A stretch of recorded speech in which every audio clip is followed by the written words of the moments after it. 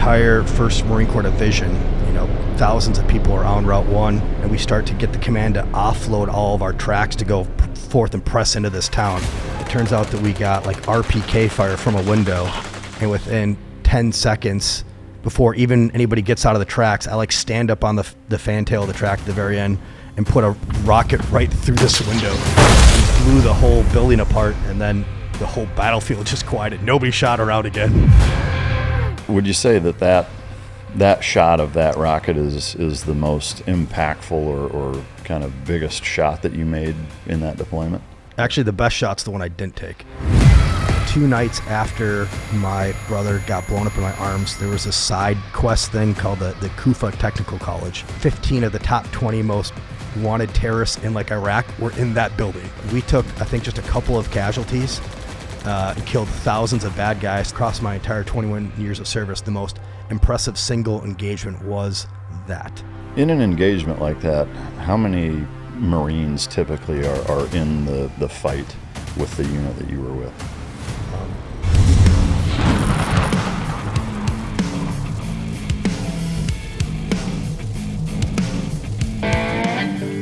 Since the Civil War, dogs have stood alongside our military, proving to be indispensable partners. Our military prioritized ensuring proper canine nutrition for optimal performance, recognizing its vital role in mission success. Team Dog embodies that standard, offering science-based, customizable meal plans tailored to your dog's unique needs. Developed by a former Navy SEAL and canine trainer, Team Dog Food ensures the highest quality nutrition for our canine companions. Improve your dog's well-being. Be your dog's hero with Team Dog. Ladies and gentlemen, as always, it's both an honor and a pleasure to welcome my next guest to the podcast. He was both a Marine and a SEAL, deployed 9 times, worked across more than 70 countries. He's currently running for U.S. Senate in Minnesota. Ladies and gentlemen, welcome to the stage, Adam Schwarze. Good to be here, Mike. Yeah, thanks for coming, man. After this, can I ask you to do audio on tape? I want to play Mike Drop's voice when I go to sleep at night, just reading me lullabies. Yeah. So you're saying I'm boring. And I already put my hand in front of my face, and Mario's like, "Don't put your hand up," and immediately I put my hand up, so I'm already fired for Mario. It's the damn autofocus that when it works great, but yeah, sometimes it can throw the camera off moving around a little bit. But it's an honor to be here, man. Thank you. Yeah, no, thank you for coming. What's the last full book that you've read?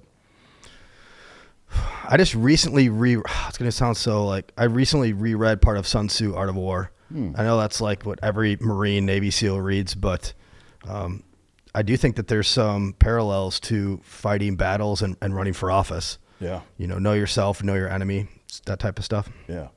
I could not agree more. I mean, the whole running for office thing is something that I get asked, or people will talk about a lot, and it's a huge decision-making process, which I'm for sure looking forward to getting into kind of what drove you to do that. But I mean, the complications and or maybe consequences is a better way to put it, of deciding to put your hat in the ring for really any type of office is a huge deal, because a lot comes with that, as I'm sure you've probably already experienced. But was there a single takeaway from that book that you feel like applies to running for office? That's really the so what, is that you have to really understand yourself. Sun Tzu talks about how if you know yourself but not your enemy, you'll win 100 battles, lose 100 battles. But if you know your enemy and yourself, you'll be historic in your winning. Yeah. With that, I mean, politics seems to be kind of a not seems. I mean, it's a dirty game, right? It's so gross. No honor. Yeah. So I mean, with that, the thing that I find troubling, even looking at it that way, and not to say that you shouldn't or almost have to look at it that way, is that even framing it in that way, where your opponent is your enemy, I think is kind of the root cause or the fundamental issue in the United States. To me, politicians on either side shouldn't consider each other enemies. It should be, an opponent, whatever. You want to hear the worst, something even worse than that?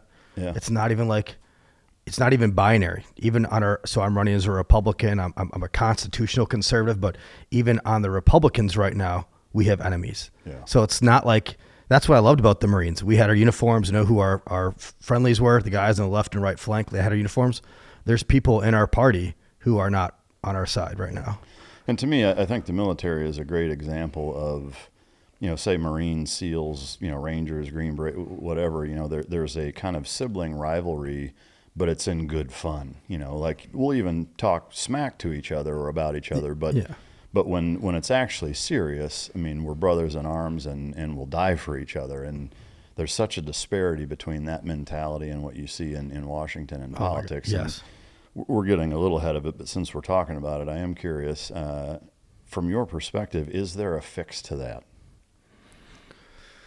I'm going to try. I mean, that's my whole brand is we are still Americans. We are the 1% of the world. I've seen the majority of the world. I've been to over 77 countries, all 7 continents. We are so beautiful. We are so unique. We have to have leaders that are focused on the right things.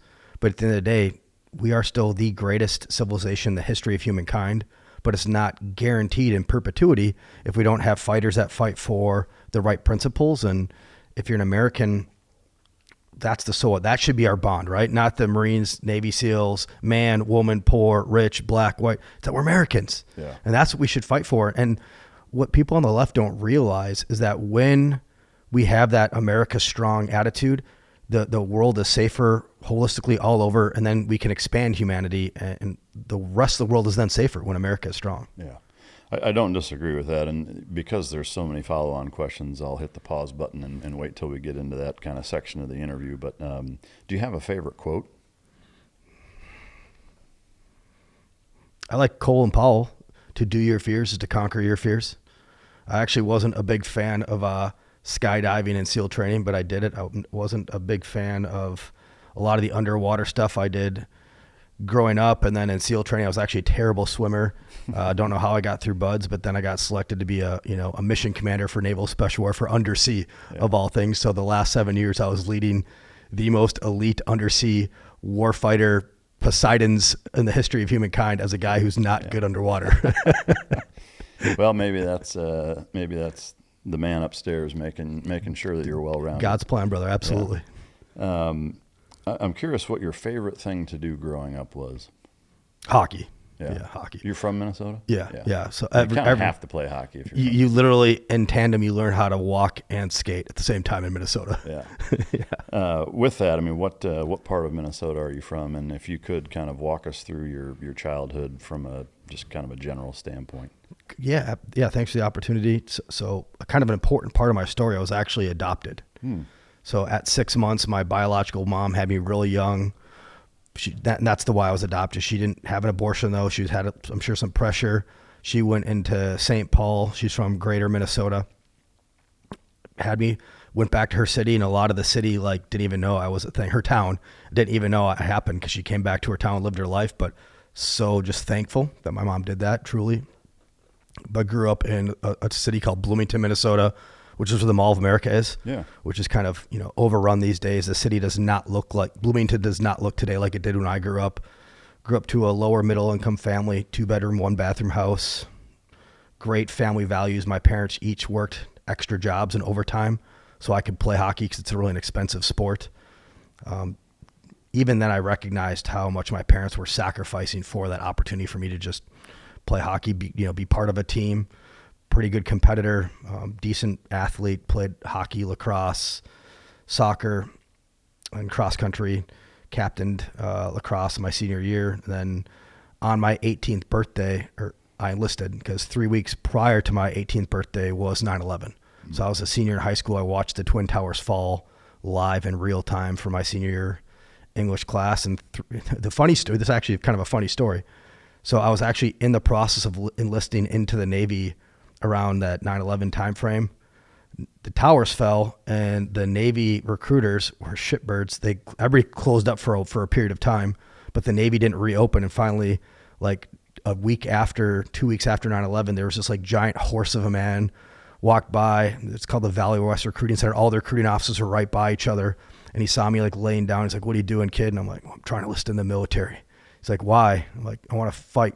He's like, "Well, why are you outside the Navy?" I'm like, "Well, I wanted to be a SEAL." And he goes, he clicked like I really wanted to fight and get some. He's like, well, if you like to fight, what about the Marines? I'm like, I had no idea what the Marines were. I literally had no idea what the Marines were. Turns out this guy in a band costume, it wasn't a costume, this is dress blues, but I just had no idea the Marines were off my radar.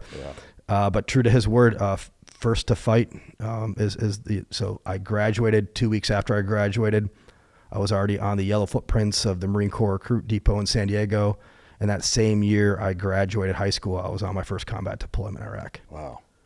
I mean, it's wild to me that you knew what the SEALs were, but didn't know what the Marines were. It's generally the other way around. Yeah, totally. I grew up watching the History Channel, and I had a buddy down the block who was also like he was a physical specimen as well, way more than I was. And he had like some family members or something that was in the SEAL teams. So we would watch the History Channel, watch like the 4-man SEAL elements go against like the 1,000, enemy forces behind the lines. And then we were dumb kids. We'd do all these like rock PT things. I forget who it was. It was like the first like SEAL video, but it was like a workout video of this guy with like these rocks.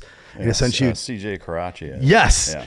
I watched the same stuff. So like my whole senior, we're like grabbing rocks and doing like all the stuff till like our arms were falling off. And that was like my senior year of high school. Dude, that's awesome. Yeah. I mean, I'm a few years older than you, but I did the same thing. Watched those videos, and it was actually a Popular Mechanics article that I read that was on the SEAL teams, and I had never even heard of them prior to that. And then as soon as I read that, then I got Rogue Warrior and Point Man and a bunch of other Vietnam SEAL books, and kind of learned everything that I could, which there wasn't much at the time. But I came across those. The good old days when there wasn't much out there. Yeah. All right, so just so I have this correct, 9/11 happens your senior year, you enlist, go to boot camp, and are on a deployment all within 1 year. Yeah. Iraq was March of 03, right? Yep. So 02, I think December 02, I was on a ship to Kuwait, and then we were there, till we crossed the line of departure, 1st Marine Corps Division. We were the tip of the spear in those tracks right behind the LAR. Dude, that's wild. We were probably in Iraq at the same time, which we'll get into. Prior to that, going back to your childhood, was camping, fishing, hiking, shooting, was that at all a part of your childhood, or was it? Yeah, all of it, but just behind hockey. Hockey is life in Minnesota. Yeah. So grew up ice fishing, sitting on a bucket in the middle of a lake, freezing your ass off, which, it's great for SEAL training later on. Yeah. Did whitetail, deer hunting. So great family that did outdoor stuff and traveled a little bit. Did you have siblings growing up, or was it just you? I was an only child from my adopted family, but I guess we can get into it now. I'd like to talk about my family later on because it's a really beautiful segue to what happened later on in my family. Yeah, all right. Did you ever contact your birth mom? Like, have you talked? Oh, okay, cool. So let's talk about it now. It's super cool. So. Right. After I think my first or second Marine Corps deployment, I forget which one, came home from a combat deployment. I think it was my first one. I'm having like a sit down meal with my adopted mom and my dad, who are just phenomenal parents. And I'm just like finally starting to like piece together my life. I've seen combat. I just got more curious of my background. And I'm like having like one of my first drinks with my adopted dad. I'm not 21 yet, but I'm having like a drink. I came home a man. I left a boy. Came home a man. I recognized that my parents had it. I should have listened to them a long time ago, just like had a different perspective on the world. And I was having a meal and asking my mom and dad questions about my biological family, just came home a little curious as well. And so finally I'd asked enough questions. My mom just kind of pushed her plate of food away, and she goes, well, what do you really want to know? And now my parents had always spoke really kind things about my biological family, but I didn't know anything, and I didn't care. I was just a boy happy to grow up and be loved and cared for, and a great background. But I'm like, I'd like to know everything, Mom. So she got up, pushed her chair, went to like one of those old timey hutches in the corner of her room, unlocked a drawer, came and sat on the table, and she started pulling out letters and pictures from the drawer. And it turns out that my biological mom and my adopted mom had been keeping in touch my whole life via letters. So like all my school pictures, they talk about how I was being naughty in school or doing well in hockey or whatever. And then I also found out at that meal that my mom and my dad, my biological mom and dad, were just really young when they had me.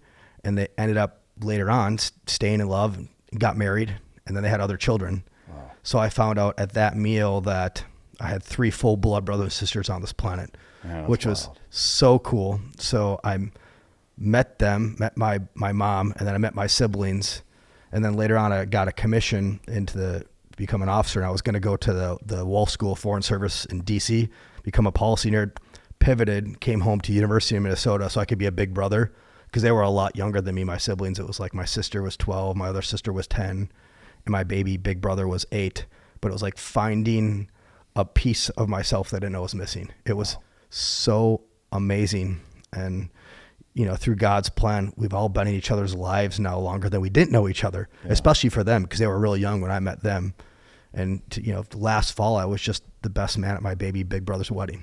That's incredible, man. Yeah. I am curious, was there a singular emotion or feeling the instant that you met your birth mom in person? The best things I can describe is just love and gratitude, because I had like a great upbringing from my mom and dad. My adopted mom and dad, they loved me so much, and they provided everything they could. We didn't have much. We were like a lower income family, but they did everything they possibly could to raise me well, good Midwest morals and values. But just finding your flesh and blood, especially when I found and met my siblings for the first time, it was finding a piece of you that you didn't know you were missing. Wow. Yeah, that's powerful. And to see like the nature versus nurture, like all of these mannerisms that we all still have, even though we didn't know each other growing up.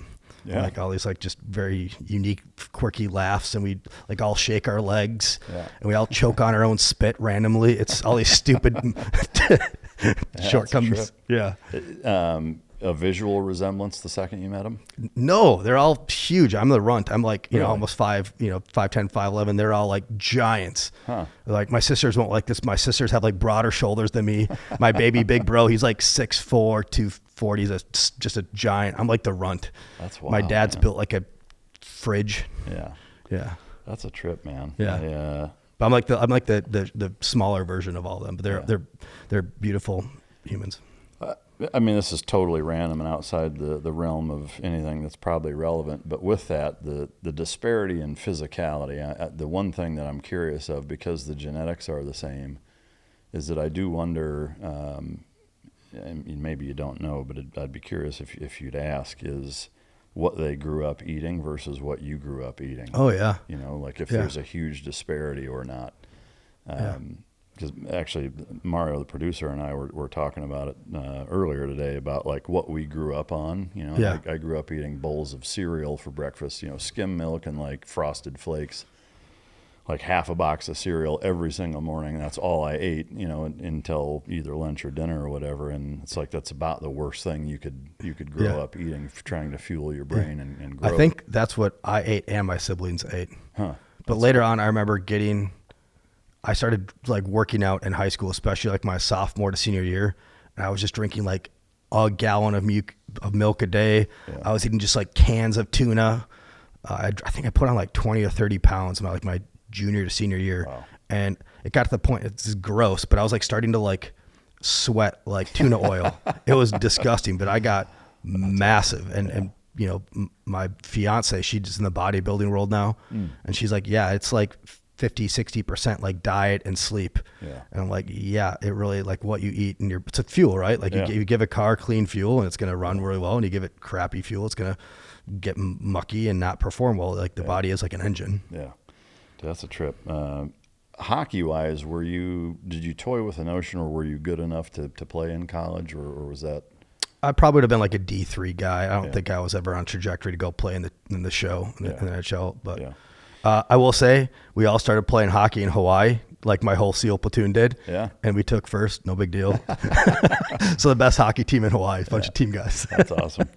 It's amazing actually how many guys I know team guy wise that are Midwesterners. Not of the few Midwesterners I know, most of them played hockey. I never played organized hockey. Well, other than like water polo and swimming, which obviously just yields to the craft, it's one of the few things that like, no, you fight. You play hurt, you play tired. Yeah. The mental, I think they've actually found like data now at Buds of what sports are analogous to success in SEAL training. Obviously, swimming and water polo are like the two best, and I think wrestling is number 3, and I think hockey's number 4. That's awesome. Yeah. All right, so 9/11 happens, inspires you to join. You end up in the Marines at first, and you did just 4 or 5 deployments in the Marines. I think 5, yeah. 5. Were they all Middle East combat deployments? No, I did 3 like Middle East deployments, and then I did 2 embassy deployments. Okay. For those first 3, the first one was at the start of the Iraq War, correct? Yeah, I did. My first 2 deployments encompassed all 5 phases of Operation Iraqi Freedom. Oh, wow. So it was like over for 9, back for 6 or 9, over for 9, back for 6 or 9, over for 6, and then did the embassy stuff. Wow. That first pump to Iraq, what was your MOS and what unit were you with? I was what's it called, an 0351, which is not even a thing anymore in the Marine Corps, but it was called an assaultman. So I was embedded with a line company, Marine Corps line platoon as a weapons attachment. So everybody else had like M16 A4s or A4s with 2 or 3 attachments on the bottom of them. I had a 9mm pistol, but I had the Lord of War. I had the 83mm rocket. Oh, wow. So it's kind of like a Carl Gustav, shoots a similar round, but I think it's way better actually. But it's called the SMA. It sounds badass. Shoulder launched multi-purpose assault weapon. That was my main go-to thing. Really? For my first deployment. Yeah. Did you use it much in combat? Oh yeah. Really? Yeah. I don't want to be like that guy, but I think I shot more rounds than like my battalion combined. Really? Yeah. It was like my call sign became Rocket Man, and my sergeant major, who was an epic guy, this guy had like one lazy laser eye called Joe Morales. He's like a Golden Gloves boxer. He's a Marine's Marine. He was surreptitiously like stealing the rest of the battalion's rockets for our company because I was anything that needed like a 5.56 round, I would give it a rocket. That's awesome. That was the cover though. Anytime I shot one of those rockets, the battle just like died down because it was so loud and so impressive. And if you blow up a building, the enemy's like, oh shit, I don't want that. Yeah. So, or what else do they have? Yeah. Exactly. Yeah. Or what else is it going to Well, yeah, because it's such a game changer. It's, point and area weapons with small arms is one thing, but yeah, 80 plus millimeter rocket is, if I put myself in their shoes, like you're wondering, was that an airstrike? Is it, what is it a tank? Like what else do they have? That's right. Can you walk us through kind of that first deployment of where you staged out of and the entire encapsulation of it? Oof, you're making me go back, brother. I don't even remember where it was in Kuwait, but we were not one of the major bases because I remember we had to do, I think, like a 13-mile hike through a desert like sandstorm to take a shower. Oh, wow. And then we took a shower. Guess what? The sandstorm was still going on. And we got back in trucks, the 7 tons to truck back to our base. And we were immediately covered in dirt and shit again. It's like, what do we do? We got we got hazed to go take a shower and then came back dirty again. I remember like there's coming out with all these like documentaries and stuff now. And I remember like when they talked about how, Britney Spears died and all the like the random rumors that you saw and like the on the documentaries about whatever, like I remember being there in those sandstorms, just completely cut off from the world. Yeah. And until we got the forward march, it was red breach. There's a sign when we got at the end of that deployment, all of like the spots we'd been, but did the red breach all the way up, Al Basra, Nasra. We were the first unit in typical Marine Corps fashion, did an amphibious crossing into Baghdad, retrograded into Al Hilla, Al Kut. Yeah, everywhere, Baghdad and south, that first deployment. At each one of those stopping points, was it pretty much a guaranteed altercation and tick and gunfight to take ground type of thing? Yeah. The first deployment was before they got smart and started bringing people in. Yeah. That was just like the small, nothing organized. We ran over everybody, but there's pockets of resistance and there was some dirty pool on their part, specifically Al Basra. I remember like they hit like a track that was evacuating a bunch of Marines and cut it open in half and killed a bunch of Marines. That was like, and that's where I think, all right, boys, go do the work. Yeah. Are there any stopping points or ticks that you got into that stand out as being more memorable than the rest?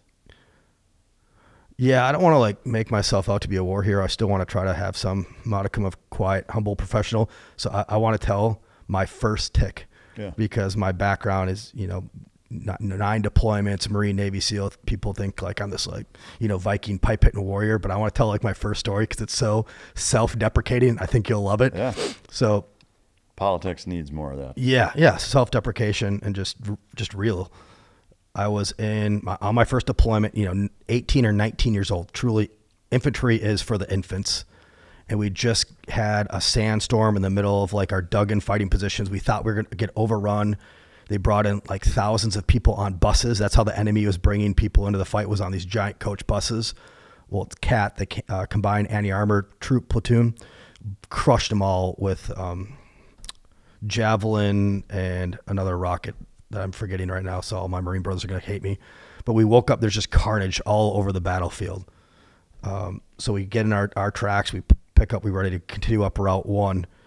And all of a sudden, like we stop, and the top of the coach bus is right in line with the top of the track. I was always on what's called air watch. So I'd have a SMA under my right shoulder, and I'd have a SAW. It's the same thing as like a Mark 46, like 80% parts commonality, but it's called a SAW in the Marines squad automatic weapon. So I was like dual wielding, so I could always shoot a rocket on my right or run the SAW on my left. And all of a sudden, this guy who I thought was dead, a dead fighter, he like itches his nose. I'm like, well, I'm a new guy, no clue what I'm supposed to do, don't know my ROEs, don't want to get in trouble, but it's like I'm in this like so I'm like, hey, I start to make noise. Well, this guy, he doesn't speak English, but he hears this foreigner literally bro closer than you and I are. He's right next to me. Wow. He hears me start to freak out. He like looks at me from like being down. And I'm like, hey, he's moving. I'm like calling up to my platoon sergeant who's in the front of the track, can't hear me at all. And then the guy looks at me again, and he brings his AK over, trains it on my face. And as he's about to shoot me right this is even funnier. This is the self-deprecating part. Again, Marine. This is my same year I graduated high school. I'm not, I did School of Infantry boot camp, but I'm not like a seasoned warrior Viking. I'm literally a new guy. My first deployment, 18, 19. I pull out my 9mm, which was already in condition 1, so it had a round in chamber ready to go. And I try to load. I'm ejecting live rounds out of my pistol, out of my M9, looking at this guy. And then my platoon leader, his name's Sergeant Peters, but he's a corporal at the time. This is the most gangster Marine thing in the world. He was on my right side. He leans on my lap with his M16 and gave the guy a 3-round burst right through his face as he was about to like plug me. Saved my life. It was the most epic thing on Corporal Peters' part, where I was a shit show soup sandwich. Man. But that was my first that was like still one of my most memorable firefights. Dude, that is nutty, man. Just ejecting live 9mm rounds. Well, yeah, I mean, it's funny that, there's been studies, it reminds me of the studies done on the Civil War of finding muskets that had been buried or, lost and then recovered, decades or century later, whatever.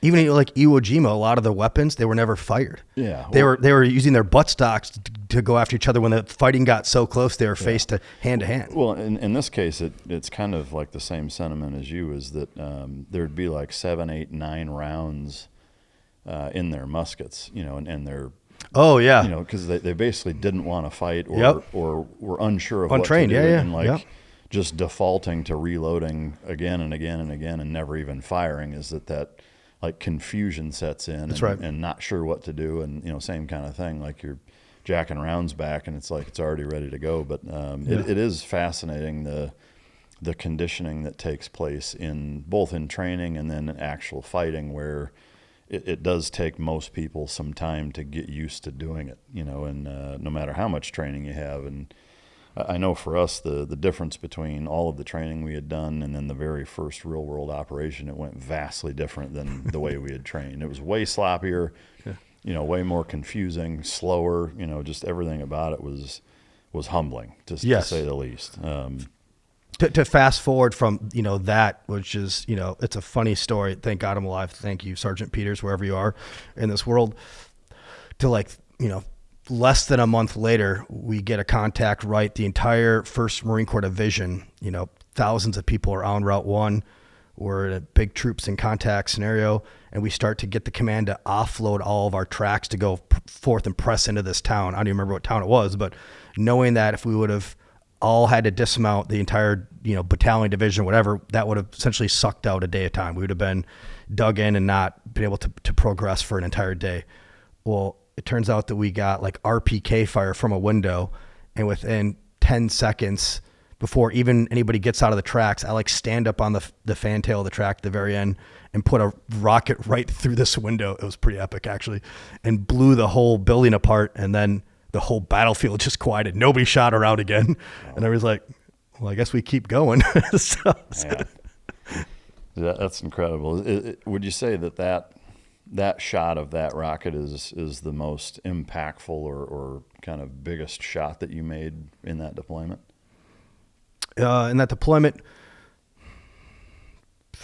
probably in that deployment. Actually, the best shot's the one I didn't take. This show is sponsored by BetterHelp. May is Mental Health Awareness, and I want to take a second to actually mean that, not just say it. Where are you at right now? Not the answer you give people just when they ask, but the actual real one. Because a lot of us are carrying more than we let on. Sleepless nights, thoughts that won't quiet down, stress that just sits in your chest and doesn't move. You keep pushing forward because that's what you do. But at some point, pushing through it alone stops working.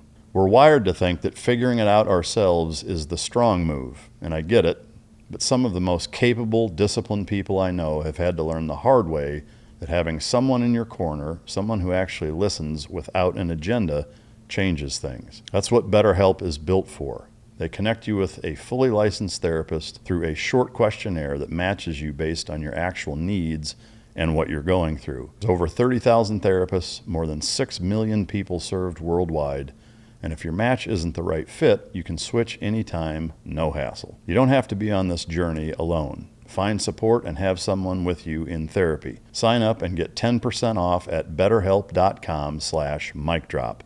That's betterhelp.com/micdrop. There was a fog of war scenario, and my platoon commander. So you were in the initial phase in Iraq. Mm-hmm. Did you get intel at one point that like the orange and white cars were like insurgent cars, that were bad guy cars? Okay, so somehow that was like our word. I remember at that deployment. We're like, if you see like the checkered orange and white cars, they're like driving around insurgents. Light them up for free, weapons free. Well, do you remember what they actually were? Mm-mm. They were the taxis. Oh, okay. They were taxis. So people were driving around taxis, and maybe they were both, right? Maybe they were insurgent cars and taxis. But I got to the point where like anything that was like a threat, I would just prosecute real quick with those rockets. And at one point, my platoon commander at the time, like we saw like a taxi kind of on our flank. It wasn't like driving crazy into us, but it was just driving down an adjacent road that happened to get really close to the unit, like 100 meters or so away. And I don't know why, but it didn't feel right. And then I had my platoon commander screaming at him, shoot it, take it out. And for whatever reason, it didn't look right. So I didn't shoot. And then the car stopped, and an old like lady in a babushka got out and was like, thank you, and like was so happy to be alive and thank us, and like she's trying to give us like bread or something. But I was so close. And then as a new guy, enlisted Marine, when you're officer, as you telling you to do something, like you do not hesitate, you do the thing that they're telling you to do. And I remember, I don't know why, I just didn't feel like it was a good shot, and at least I saved 2 people from getting smoked that didn't need to, so I was happy about that. That's wild, man. Would you say or can attribute it to just a gut feeling? Yeah. Yeah. I mean, you have to wonder if God's playing a role in something like that, I had a different shot that was truly God's plan. We were passing on the left side. They had like those mud hut homes that could take up, they just soak up 5.56, no problem, because they're made of mud. But we had some insurgents, again, tick on the left side. Everybody did dismount. We had a whole Marine Corps company online, which is an awesome amount of firepower, on like these 3 huts. And they vectored in onto one specific hut that the insurgents had allegedly got into. And the same thing, I stood up on the back of the Amtrak, shot a rocket over the head of the entire line of fire, and just wasted this house right through the window again, blew up the whole house. It was like this big, huge brown cloud, because it was like a mud house. Wow. And completely, and it was like a movie. out of like the dust, a man carried his like 2 babies, his wife, and like 2 other kids. They walked out of this like cloud of dust, completely unscathed. I don't know how they didn't die. And then again, everybody like heart sank, stomach fell out of my butt. It was the craziest thing to see, but through the grace of God, they were not injured. Wow. And so what happened was this insurgents had exfilled out the back of the house, left this poor family in there to take a Marine Corps company's worth of fire. But they didn't get that family somehow survived that blast. I don't know how.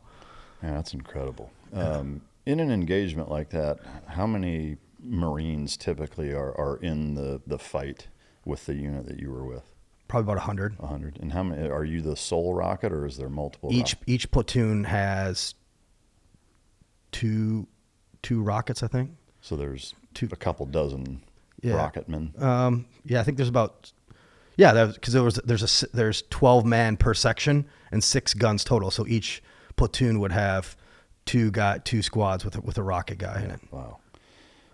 Did you keep track of how many rockets you shot in combat on that deployment? No, a lot. Ballpark? Over 100? Probably about 100. 100, wow. Man, technology-wise, you said it's similar to a Gustav. Is it a wire-guided, or were you just super accurate with it? Because those are not easy shots to make. No, it's interesting that it's got. I'm really going back somewhere. My School of Infantry instructors like just really happy right now. It's got like a 9mm crimped tracer round into like a 375 Win Mag cartridge. So it's actually got, with every single rocket, it's got this 6 bullets that you pop into a magazine on your sidewall, and you rack that as well. So you get 6 rounds to like, and it's the tracer, that 9mm tracer. It has the same ballistic trajectory as like the standard rocket. That's so you get 6 shots to like figure out where the rocket's going to go. So at the beginning of combat, I would take 3 to 5 tracers to figure out where I wanted my main rocket to go, and then you clear your main rocket, and then poof, But by the end, I didn't need the tracers. I knew where my rounds were going to go. So that's such a smart way to do it. If you were to put yourself in the enemy's shoes, is the tracer from that distinguishable from regular tracer fire? So like, yes, they could get smart too. Yes, because it flies at the same ballistic trajectory. It's like super slow, right? It's like just very slow, and it makes like a weird like thunk, thunk. And then if I was an enemy, I'd be like, oh my God, get out of leave. Man, that's cool stuff. They don't have it anymore. I know they took away the MOS. I don't know if they still use SMRs anymore. Yeah. Wow. All right. So that was a 9-month deployment, right? Yep. It sounds like everything went well. I mean, were there any ticks that you got into where things didn't go well, or was it pretty one-sided in every instance? Yeah, that one. We lost, some Marines, but for the most part, you mess around with the military industrial and find out, right? So we dominated. It wasn't until later on when the bad guys adjusted their tactics, techniques, and procedures, and it's, as we keep learning time and time again, it's easy to clear, it's hard to hold. Yeah. So it was the follow-on deployments that became much more complex, difficult, loss of life. Yeah. Speaking of which, so the second deployment, where was that at? My unit's claim to fame for my second deployment was on Najaf, which they're now starting to like really dig into that battle. I'm actually flying back here to Tejas next month to go to a Marine who I didn't serve downrange with, but I went through boot camp and SOI with. He's doing a documentary on Najaf, which is, I think, the largest cemetery in the entire world. It's up there, and that was a crazy theater to fight in. We were so banged up. I think my battalion had like almost 25% casualties in Najaf. So we were like a part of Fallujah, that deployment, but we were so beat up. We were doing like MSR, mobile, and security, just like outer cordon. And you were in that on Najaf area the entire deployment? For the most of, probably the first half of the deployment. Yeah. And what about the second half? We were actually at the... Or was it because you got so banged up they augmented? Yeah. Okay. Yeah. And what's the prison that we did all the weird shit at? got hemmed up because the Army Ranger lady was like Abu Ghraib. Yeah, so we actually were out of Abu Ghraib for a while there. Oh, okay. And then, but not like doing the weird stuff we were doing. It was just like where we were at. No witch costumes. Yeah. We weren't part of that mess at all. I had no idea that was even going on then. Yeah. We were really banged up after Najaf, and then we were doing mobile and sword security outer cordon for the Fallujah. I think it was 1 at that time. So I know like Team 3 was there at the same time. Like Task Force Bruiser was from SEAL Team 3 was the same time I was there, but there was no overlap. But I will, interestingly, that same platoon commander that was getting me to try to blow up the car that turned out to be a bunch of innocents, he had what I would say was the technique and procedure which stopped all the mining from the IED making. So we would all load up in a 7-ton in the middle of the night, and we would go lights out, and then we just drop 2-man pairs off for like 10 miles of street on these like highways. And then when they're mostly farmers that were getting paid or forced to dig these IEDs, well, in the middle of the night, they'd come out to like dig their stuff, and we would smoke them all. Wow. That stopped the IEDs on sword and mobile and really protected Fallujah. And that was that same platoon commander. So, I mean, I credit him with that because we passed that on. And the sucky part was you had all these National Guard and all these units that had no business being in there. They weren't trained to be a Marine Corps line companies that didn't continue that. But wherever 1st Battalion, 4th Battalion dropped its anchor, there was no IEDs because we killed them all in mass. Yeah.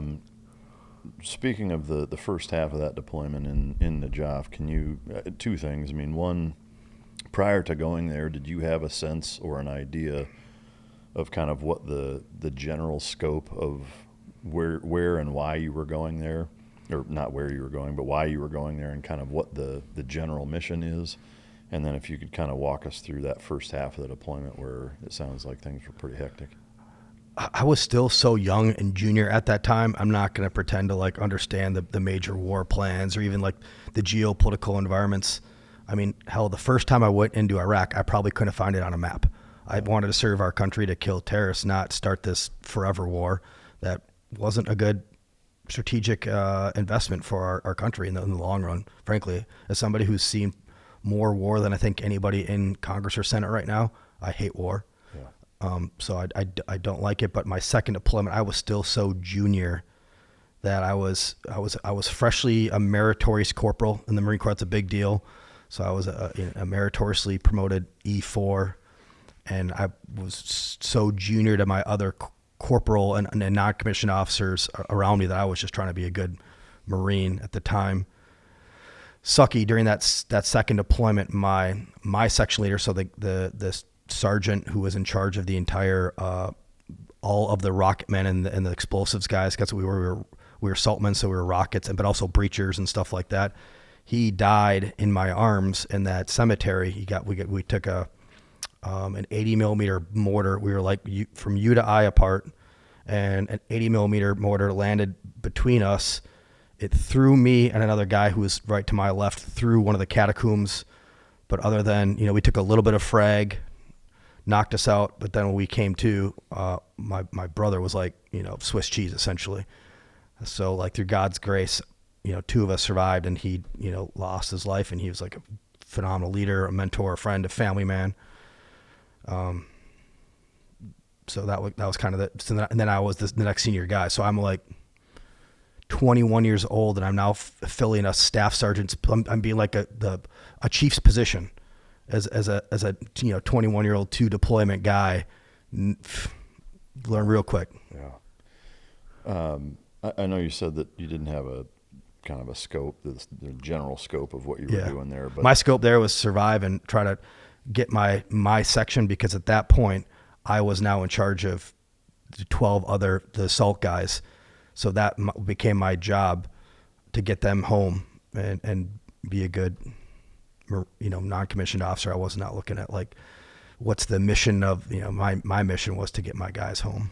I mean, I guess now looking back on it, do you know what the purpose of why you were in that area? I mean, like what were the types of missions? Yeah, the main thing was that was where Solder's militia was. So that was like the solder So militia, that was the epicenter of where that all started. Yeah. Where we finally surrounded that cemetery, but politics, we needed like a 1-star to do any ordinance within like 2 blocks of that dome, that big gold dome, and then like a chairman of the Joint Chiefs to get within a block of it, and then we needed POTUS level to go. This is like the politics of war drives me crazy, and this is partly why I'm running for office right now, is to be those people that were making the decisions from DC that their kids aren't serving. They have no idea what it's like to like hold their brother when he's bleeding out in their arms. We're making these rules of engagement on us without any idea of the effects of their policies.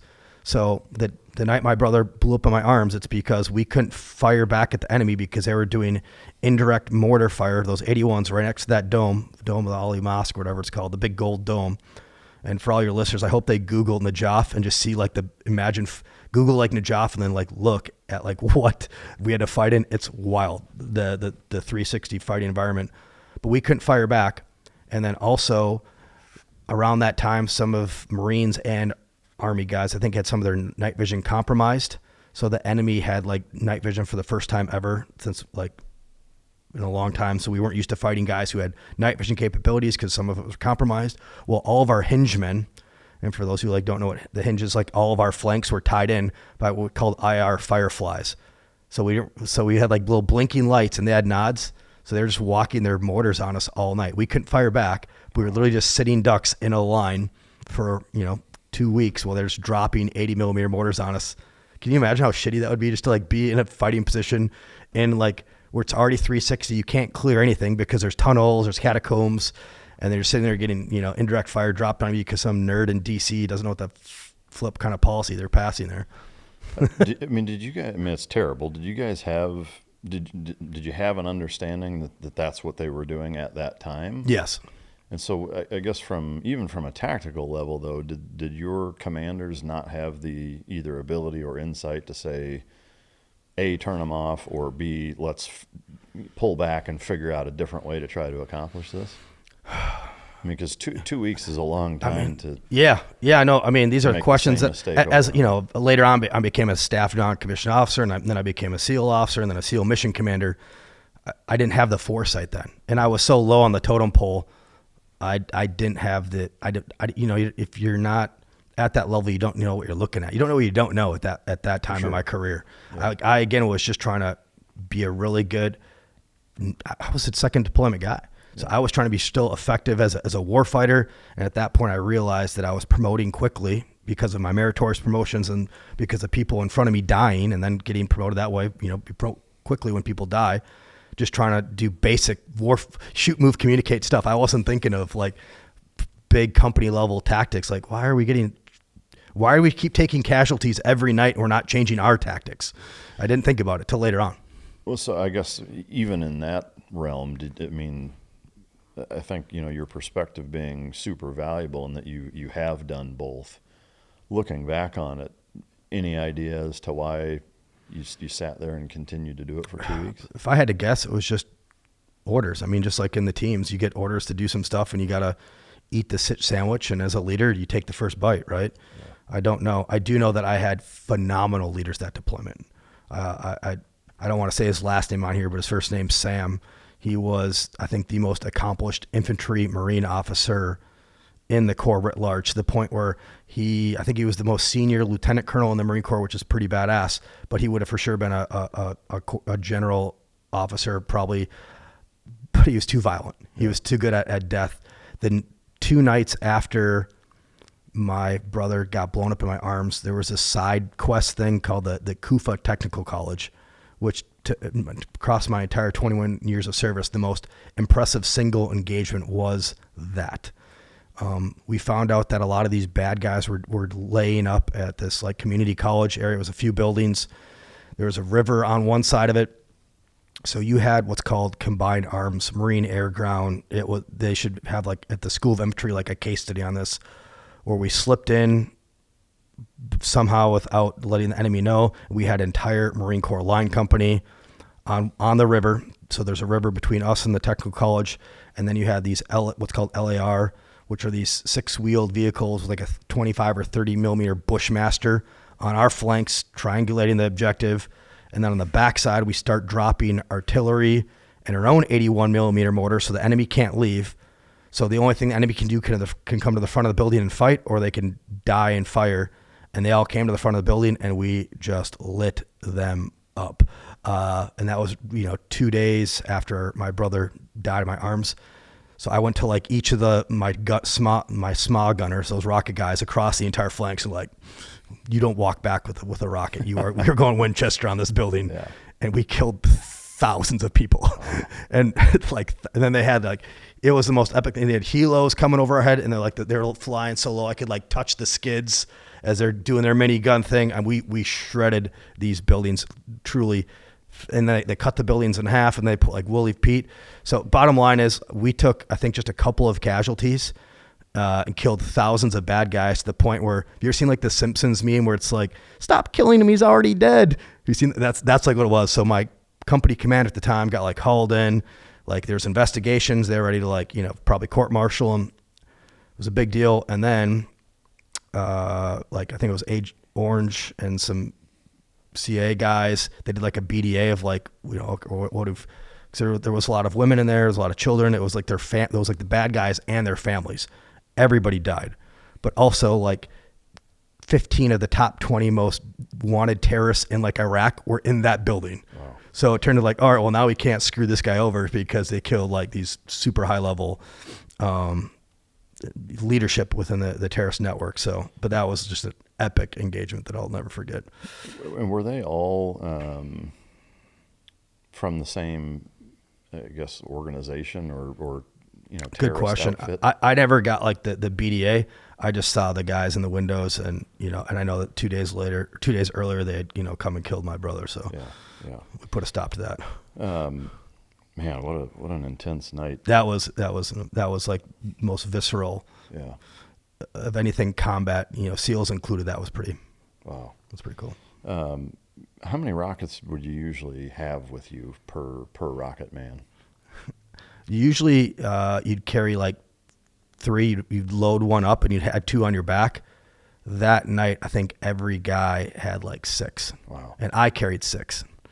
The coolest thing I ever personally did in my entire life in military was I was carrying rockets. It was actually a follow-on from that Kufa Technical College engagement.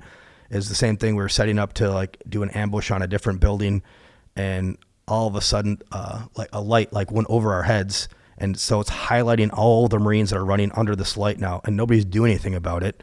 And the light was about 15 feet in the air, and so I have each rocket weighed like 13.92 pounds. So I have like my assault loadout, plus I had 6 rockets, so I had probably 100 pounds of TAC gear on, and somehow this is the coolest thing. I'm not like, I throw actually like probably like a 12-year-old girl. I'm not like a good at throwing. I can catch and I'm pretty athletic, but I bent down, picked up a rocket and threw it. It was one of those like, those line lights. Oh, it's like up in your building right there. One of those types of lights. Yeah.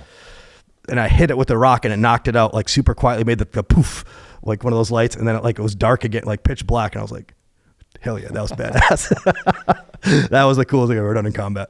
I mean, is there a chance that could have gone off doing that? What's that? Throwing a rocket at a light to knock it out? What do you mean could have gone off? The rocket going off. No, I threw a rock. Oh, a rock. I picked up a rock. I picked up a rock, and without like slow, so I'm like, running with 100 pounds. Yeah. Literally, it was about that, like in your ceiling, like one of those incandescent lights. I thought you said rocket. I was like, no. A 14-pound. No, that would be pretty cool. Like, no. It was just picking up a rock in stride, in full on sprint to set into our position. Yeah. Threw it, smoked the light, so everything went black out again because the enemy would have seen that light and we would have put us all in a really bad spot.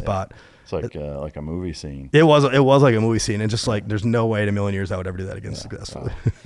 So a pretty intense Najaf deployment. You come home, reset, and then you do a third to Iraq again. Yeah, I don't think we actually even went forward into Iraq. We went to Kuwait, and then we were like on ships, and then we ended up going around like the Iraq theater, but not like going into Iraq. I don't think we went into Iraq that third one. I think we were in Kuwait, and then we ended up just going around the Pacific waiting for something else. Yeah. And then the last 2 Marine deployments were embassy stuff. What embassies were they? I was stationed out of Yerevan, Armenia, which is at the same time that the Russia was going down to Georgia and messing up Georgia. Armenia is just south of Georgia, and then the southern side of Armenia is Azerbaijan. So there's that disputed region of Nagorno-Karabakh region. So it was very interesting geopolitically, and that's what really got me involved in like not only shooty bad guy things, but foreign policy, international relations, international policy. So I did that for about 2 years.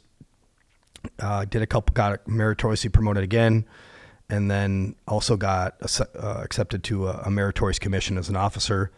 And then for that last time in between when I went to go to school to start the meritorious officer stuff, I went to Bamako, Mali, which is the same time that Black was doing stuff with the Tuaregs and the terrorists in the northern part of Iraq. So that was one of my first times, doing stuff with Navy SEALs and seeing those guys. Black as in Black Squadron? Yeah. Not going to get into any, some people will know what we're talking about. Probably best not to get any further. But so the meritorious commission thing. Yeah. That happens. Where did you go to school? University of Minnesota. Okay. That's like I got to go home and be a big brother to my younger siblings for 3 years. That's when the reconnection happened. The connection. Yeah. Were you there 3-4 years or how? I'm pretty pumped. I was doing 16 to 24 credits every semester, which I think the normal normal school loads, like a full-time student's 12. Yeah.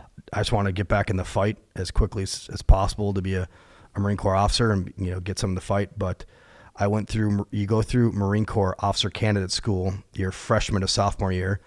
And when I was going through OCS, I met with another guy who was a friend from my entire time in the Marine Corps. He was a recon guy, and he's like, hey, I'm actually trying to do what's called an inter-service transfer of my commission. I'm like, oh, that's weird. I didn't know you could do it. He's like, yeah, it's tough, but you can do it. You have to get approval.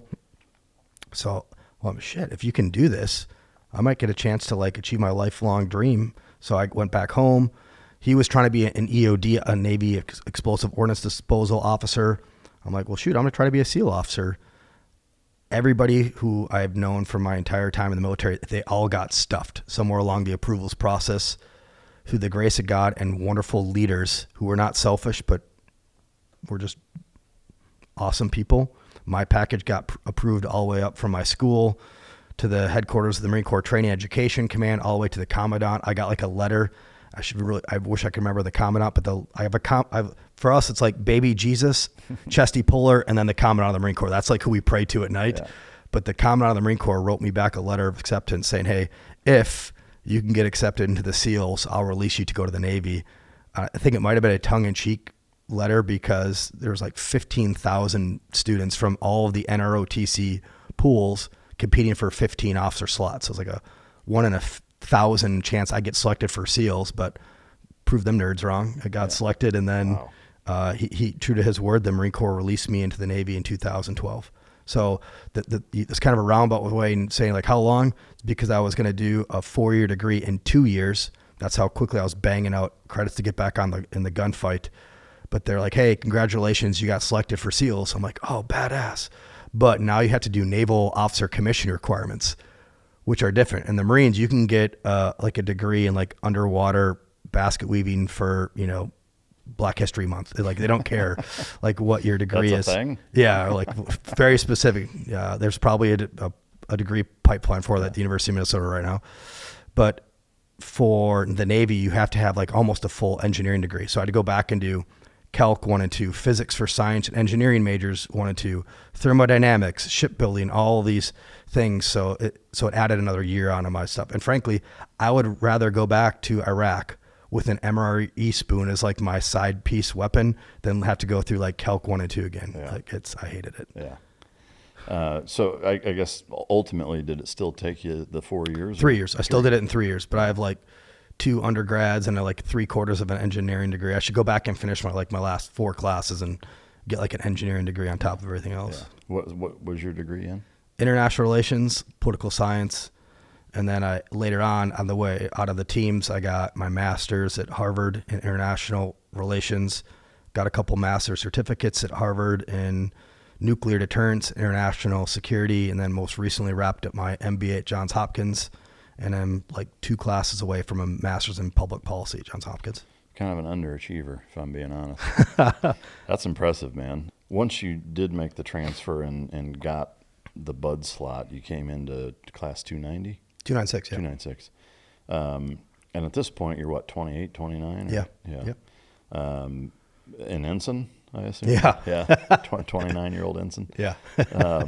How was that with that amount of experience? Now, obviously, Buds, a lot of the guys are not boot camp age. Some are, but most of them are a little older than, the regular military in terms of starting out. But that's still like age waiver age and, pretty old for that position. Were you the OIC of the class, or was there somebody even more senior? And how was it switching branches, going into your lifelong dream now as an officer? Like it's a big change. How was it kind of showing up that way? Yeah, I was the most junior officer, so Really? I was like the junior guy. Yeah. A lot of the guys quickly recognized just inherent experience, leadership, and I'm not going to lie, my Buds experience was different.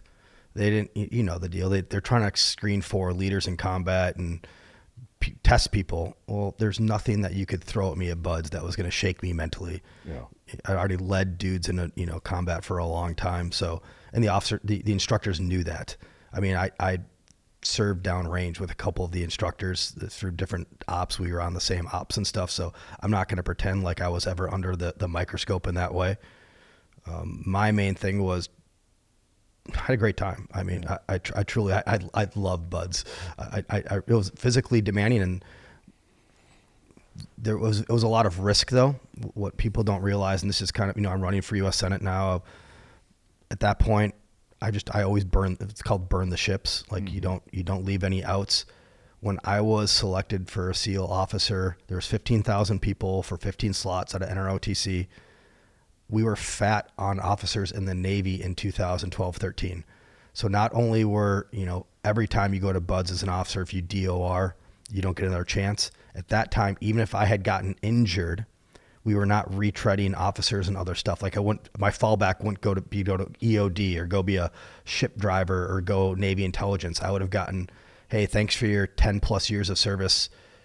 You don't get your retirement. You don't get you're done. Yeah. So I'm just really blessed that I wasn't injured, and I didn't realize at the time how big of an Annie that was. But I look back and I'm like, that was pretty ballsy to put my whole, because I could have been a very good Marine officer. I would have done very well, probably climbed the ladder and stuff. But I just knew I was destined. You could have gone back into the Marines? Oh no, Wow. no, that's what I'm saying. I was pot committed. Yeah. As soon as I crossed over, I was ride or die on passing SEAL training.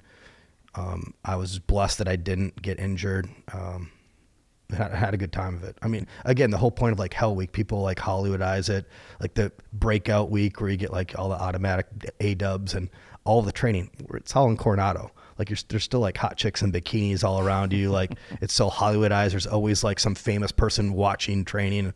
It's like we're in San Diego. Yeah. We're not in real Iraq. Nobody's really dying here. I never lost that perspective. Yeah. Cozy Earth sent me their brushed bamboo jogger set, and I'll be straight with you, it's what I'm reaching for around the house every single day now. It's made from viscose from bamboo. It's incredibly soft, breathable, and the kind of material that actually gets better over time. It's not stiff, it's not cheap, just genuinely comfortable from the moment that you put it on. Here's what I didn't expect. It's put together enough that you're not embarrassed when someone comes to the door. That balance is hard to find. Comfort that actually lives with you all day, not just the moment you get home. They back everything with a 30-day return policy and a lifetime warranty. So there's zero risk trying it out. This spring, give yourself the kind of comfort that lives with you all day, not just the moment that you get home. Head to CozyEarth.com and use code MICDROP, all caps, all one word, for an exclusive 20% off. That's code MICDROP for 20% off. And if you see a post-purchase survey, mention you heard about Cozy Earth right here. Comfort lives here. Man, that's such a fascinating, transition into it, and such a unique one. I assume then that you had no performance issues either. Like No. Managed to get the only time I would have been, I think, first time every time. Although I I barely classed up because my swim time was so bad. I truly was such a bad swimmer. You're in like, I don't want to put this all out there, but people know it's called BUDS orientation. It's like best people like are waiting to get classed up in their SEAL class. Most of the officers are like, part Dolphin. They're all like Naval Academy collegiate swimmers. My swim time to start class was like 7 seconds above the failing time. So I barely made the swim time to even class up. And my proctor, who was best friends with another senior enlisted master chief who became an officer, really weird story, but one of my mentors who helped me cross over from Marines to SEALs was a Stay 21 guy, SEAL chief, senior chief, became a master chief to ensign, which is a wild story. The dude's a very, very good man, but he was friends with my class proctor in BUDS, and he's like, yo, I can't save you if you class up and don't make these times. Like, I'm going to get you, you're starting, you're going to class up. But if you fail out, like, your career's over. I'm like, I'll get there. The cool thing was I figured it out. By the end of my first phase, I was like usually the second or third swim pair. Wow. Because, swimming with fins, it's not technique, it's just put out. Yeah. So I was like second or third swim pair by the end of that training. But the one technique part I will say that trips guys up, especially me, was the guiding. I grew up swimming, and so looking at a black line in a clear swimming pool, like I was a fast swimmer, but I was a terrible guider. Terrible. I always had, brother, like I've always been well and successful because of God putting other people in my life. Yeah. I always had a good swimmer. I would just stare at his dick the whole time. He did all the guiding, and I was just swimming he would do all the guiding the entire time. My whole class, he was like meat gazing at dude. I was just what it is, just like for 3 hours at this 5 hours, just keeping up with him, just staring at his junk while he's guiding. I'm sure that'll be like a Democrat ad at some point. Well, maybe not. That's probably like the good thing the Democrats want to hear. Is like it may get clipped. You never know. All right, so you make it through BUDS, no hiccups. What team did you go to first? Team 3. And did you stay there the whole time? I did 2 deployments at SEAL Team 3. My first time, I was just like the third extra JO. Yeah. We were down in the PI doing nothing too impressive, but it was just great. I was with a SEAL platoon the entire time, got an entire extra deployment, and then I stayed after everybody retrograded for some personal reasons in the Philippines. And then came back. My second deployment, my troop commander fleeted up to be the crisis response XO. So then my platoon commander got fleeted up to be my troop commander. So my second SEAL deployment, I was acting as an OIC capacity, and then I was the alert force guy out of Cree. And we had a couple of SEALs about 2 years ago now drowned doing off the Red Sea doing counter VBS stuff. Mm-hmm. I started that mission set. My platoon did back in 2014. Oh wow! So it's the same iterative stuff, just taking down DAOs and Iranian flag stuff, doing visit board search and seizure, flag verification, and essentially just mapping the network with terrorists and doing counter Iranian proxy stuff. And so you and your platoon that you were acting OIC or OICF did boardings of Iranian ships. Yeah, we did. There in the Straits. Did between I think like 75 and 100 ship takedowns. Wow. That deployment did it really well, and that's why I was in 2015 or 16. I think it was in 2015. I was the sole JO across Naval Special Warfare to get selected for undersea. So I got orders to SDV Team 1 in 15, and I think in 16 is when I checked in. I did some augments and did a couple of extra things downrange in between that deployment and checking with the command. But so I did like a SEAL deployment, and then I did like another something augment, and then a different thing augment. So I did like 3 deployments as a single guy. Though it was like cool. I don't care about like the beds on heads. I was just happy to be downrange doing stuff. The augment stuff, can you get into, or was that augmenting tier 1 stuff? Yeah, tier 1 stuff. So is that the most you want to say about it, or? Yeah, I don't want to start my political career by doing OPSEC and going to jail, but but yeah, I did two tier 1 augments forward, and then checked into my command SDV in Pearl Harbor. So it was pretty cool. Without getting into specifics on the augment side, can you say what role you played, like command structure wise? Like where would you fit in as a? Are you a JG or a lieutenant at that point? Lieutenant at that point, and It's like, what would a normal SEAL lieutenant, can you say, or is that kind of the dicey part? Yeah, I don't want to say, because I don't think we ever declared we had troops in those countries. Okay. So. All right. It was the first one wasn't like the. Yeah, I don't want to say. Yeah, no, I'd rather err on the side of caution. Yeah. No, I try not to stop. I like talking about like the self-deprecating war stories. Yeah. I try not to make myself sound cool in any way, No, because I'm not cool in real life. Well, I mean, to me, I think there's a huge relevance in so many different experiences and levels of experience operationally, and as a sled dog young guy as well as a leader, that absolutely parallel into the type of people that I think most Americans would want, as a senator. No two ways about it, and while humility and self-deprecation is important, I think, the general listener's understanding of your experience that's going to translate into your competency as a senator is really important, because I think from my, and I will say, I think I speak for most people, that's a big part of having confidence in leadership is what makes you the right guy, and I think those are, like if you look at your career, your entire military career as a chronological snapshot, there's so many different boxes checked that I think are super relevant to being in a position such as, one of 100 people, in the country that can call themselves that, as a senator. So, thank you for the context. I appreciate that. I'm very blessed that I've had great leaders until the end of my career that have put me in those positions to gain visibility, gain knowledge and experience. Just if you look at my career from what we've talked about, being a nug on the ground, a sled dog, and then gaining leadership and having to worry about the sled dogs, and then becoming an officer in the junior role capacity, and then leading some pretty important missions and some at that time that was like cutting edge stuff. I know we've done VBSS is not cutting edge, but doing it with that kind of stakes with a near peer competitor was, everything I was briefing was going to the SOC cent, right? Yeah. And then doing the augments into countries that we did not have declared boots on ground, doing stuff and seeing like the importance of those strategic mission sets, and then screening for, no fail mission commander to do like the stuff that was, against Russia, China, North Korea, Iran, singularly my last 7 years.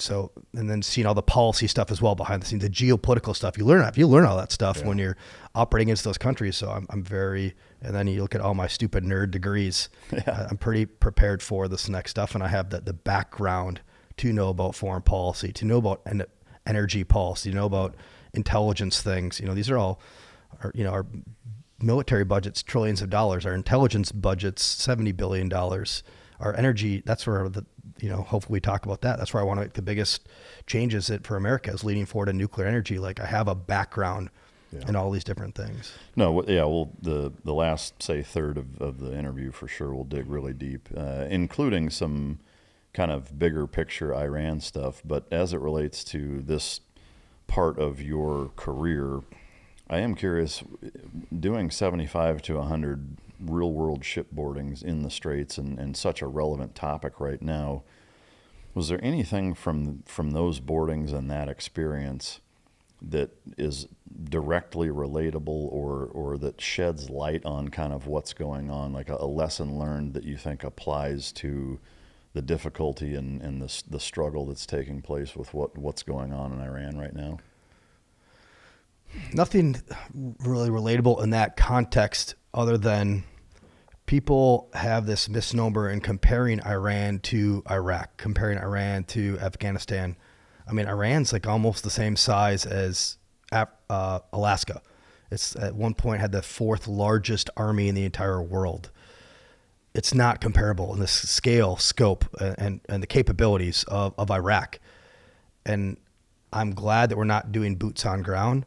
I'm glad though that we are led by a leader in President Trump that this was coming to a head for 50 years. And we can debate the War Powers Act. We could debate the processes for why we go to war and all those different things. And I think those are really good intellectual debates to have. But I think more important is outcomes. Yeah. And if you look at President Trump's outcomes in foreign policy, from Venezuela to Biden's failure, the most embarrassing thing in Afghanistan and how that got us sideways. Trump, I trust Trump when it comes to foreign policy. And this, when I think about, I lost my brother in Iraq because of Iran-sponsored proxies. We lost SEAL brothers in Syria to the Shiite brigades.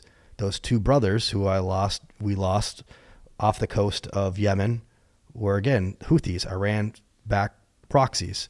To the year I was born in 1983, 241 Marines and sailors were on a peacekeeping mission at night in Lebanon, and Hezbollah, Iran-sponsored terrorism, blew up their barracks. Yeah. Over 1,000 of our brothers and sisters have been killed by those proxies. I think this was coming to a head at some point in our nation's history.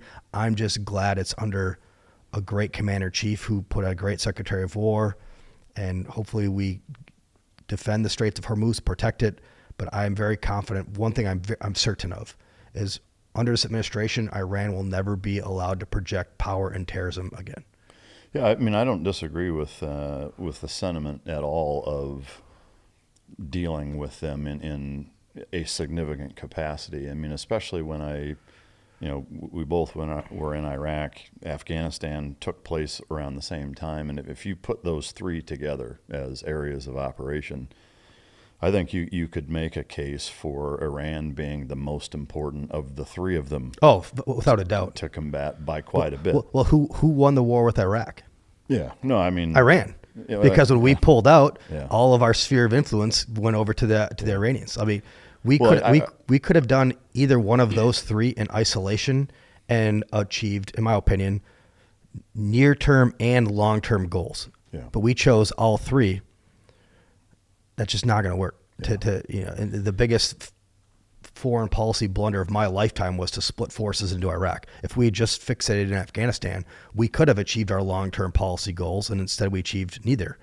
Well, I'm curious what those long-term policy goals in Afghanistan even were. Well, you have to have a mission statement. Yeah, I mean, because like I've had a number of higher-level special operations leadership guys on the show, including Admiral Harward, and I asked him, no kidding. Yeah, and I asked him point blank, can you tell me, you were in these meetings of very high-level people, did you guys know what our goals were in Afghanistan?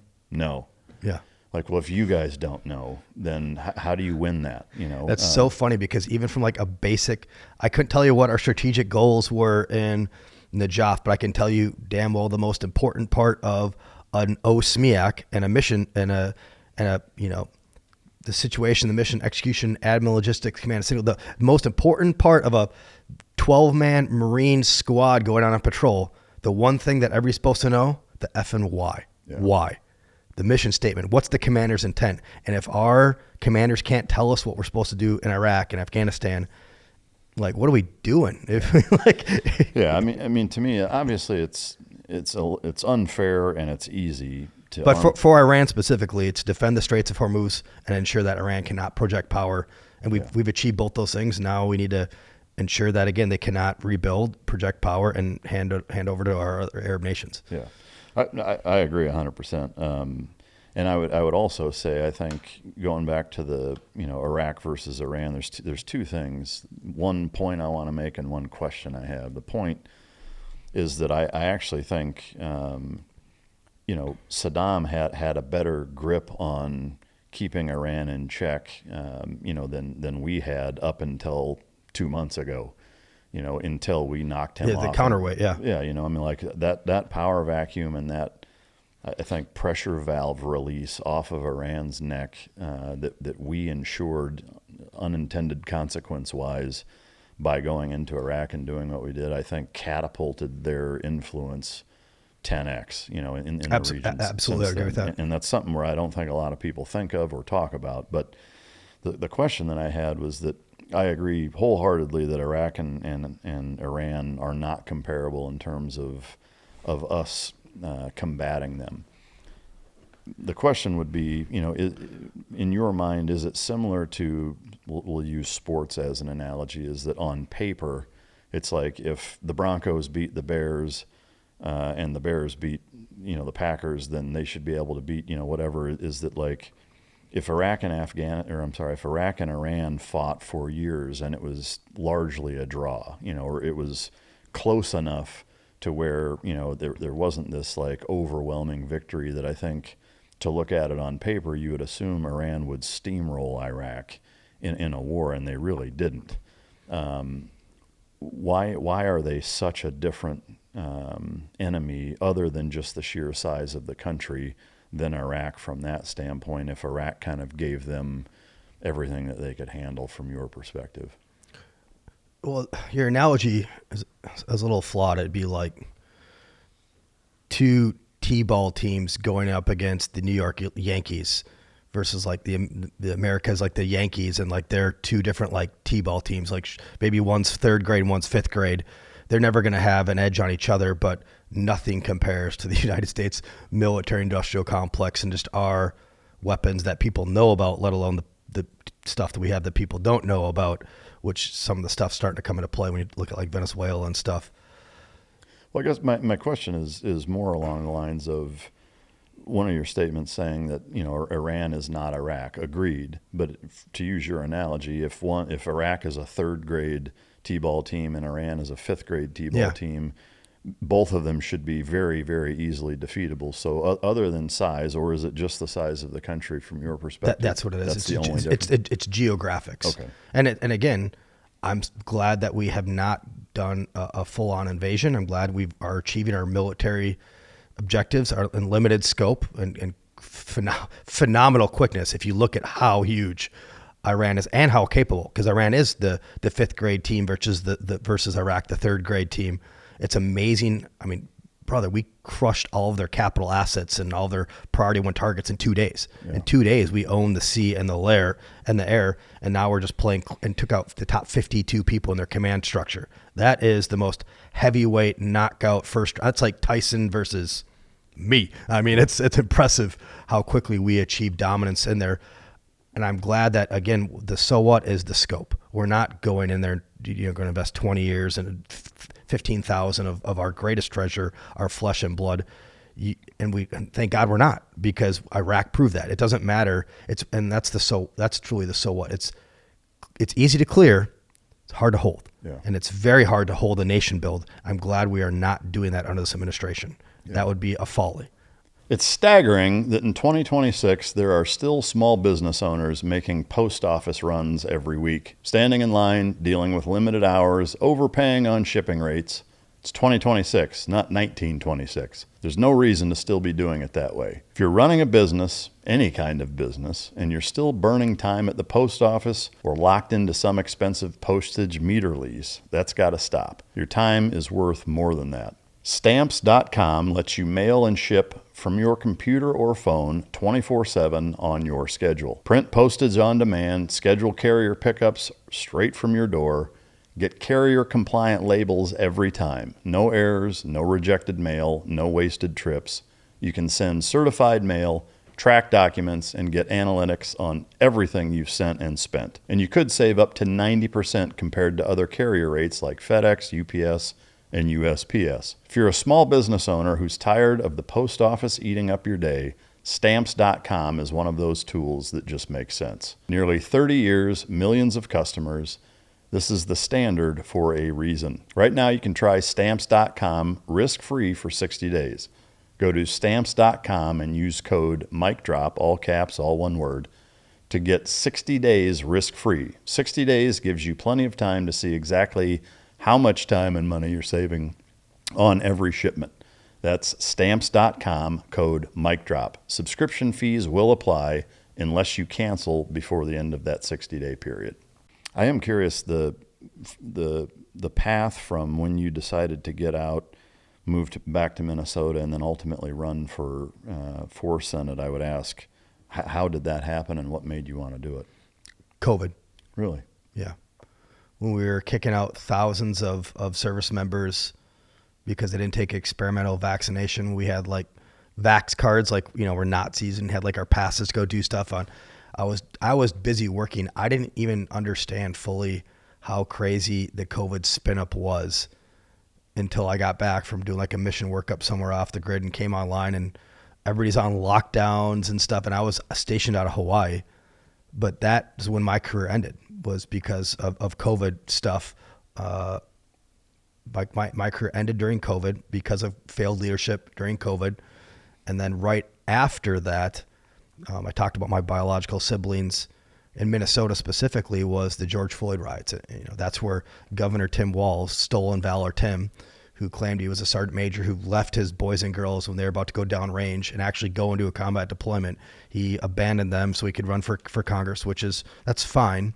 You know, he chose a different path, but then he tried to grift off their service and say that he was a command sergeant major when he never did the schooling. He lied on his paperwork, and that he became a governor after running for Congress. And as the leader, as the CEO of Minnesota, he let Minnesota burn to the ground and then played identity politics. And my biological sister lived 3 blocks away from one of the targets that almost burned to the ground in Minneapolis. Oh, wow. At that point, after having my career get essentially ended, sidelined because of terrible leadership and COVID policies, and then see the effects of the ground in Minneapolis during COVID, I'm like, well, this is God's plan. I'm just because my time in the military was done, you're never going to extinguish my service. Yeah. I'm my call to serve. And I'll tell you a secret that I haven't really told anybody. All the DC consultants, anybody who is in the political realm, I'm supposed to go and say well, why are you running? Well, it's my calling. It's my calling. No, actually, to be honest, man, I don't like this. I think it's so necessary, though, to have people that have the background and the bona fides and the moral convictions to do it. And I'm running because this is my duty, having just been alive on this planet because of the gift of God, being adopted, having all those wonderful my mom and dad growing up, and then these phenomenal leaders in the Marines, and then my first 2 deployments, and even my CO at Naval Special Warfare Undersea should be the Secretary of the Navy right now. I'll tell you about him after this. He was also screwed over by the Navy. Just phenomenal leaders that have put me, if you look at just my glide slope of development, I know I can win this race.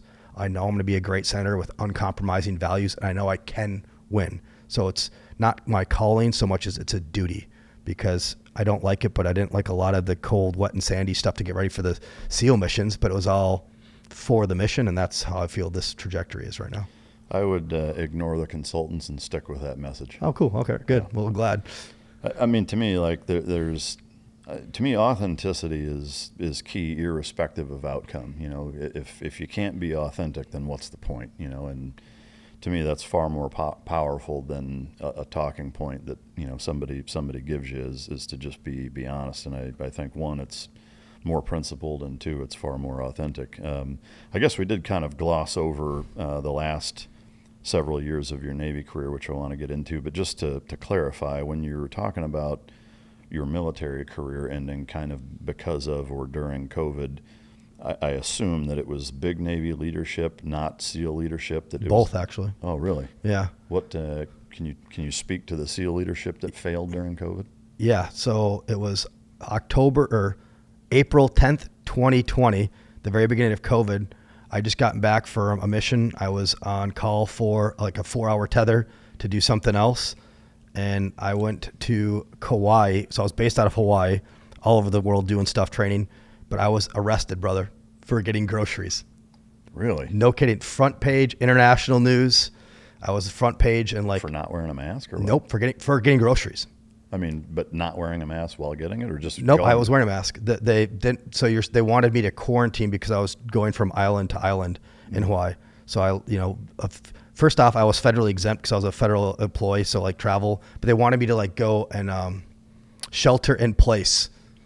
So it was the wildest thing ever. So my TU commander had given me the approval to travel because essentially I was living on a boat at that time, where the base didn't have power, so I didn't have power in my boat, which means I didn't have AC. So my now fiance, she was my girlfriend at the time. We traveled to Kauai, which is different than Honolulu, but Hawaii was Minnesota and Hawaii and to California, but Hawaii takes the cake for being draconian under COVID. All those island nations, they thought okay, we'll just not have people visit us and then we'll survive COVID, which by the way, as we all know now, that didn't work with New Zealand, Australia, Hawaii, and it doesn't work. It didn't work.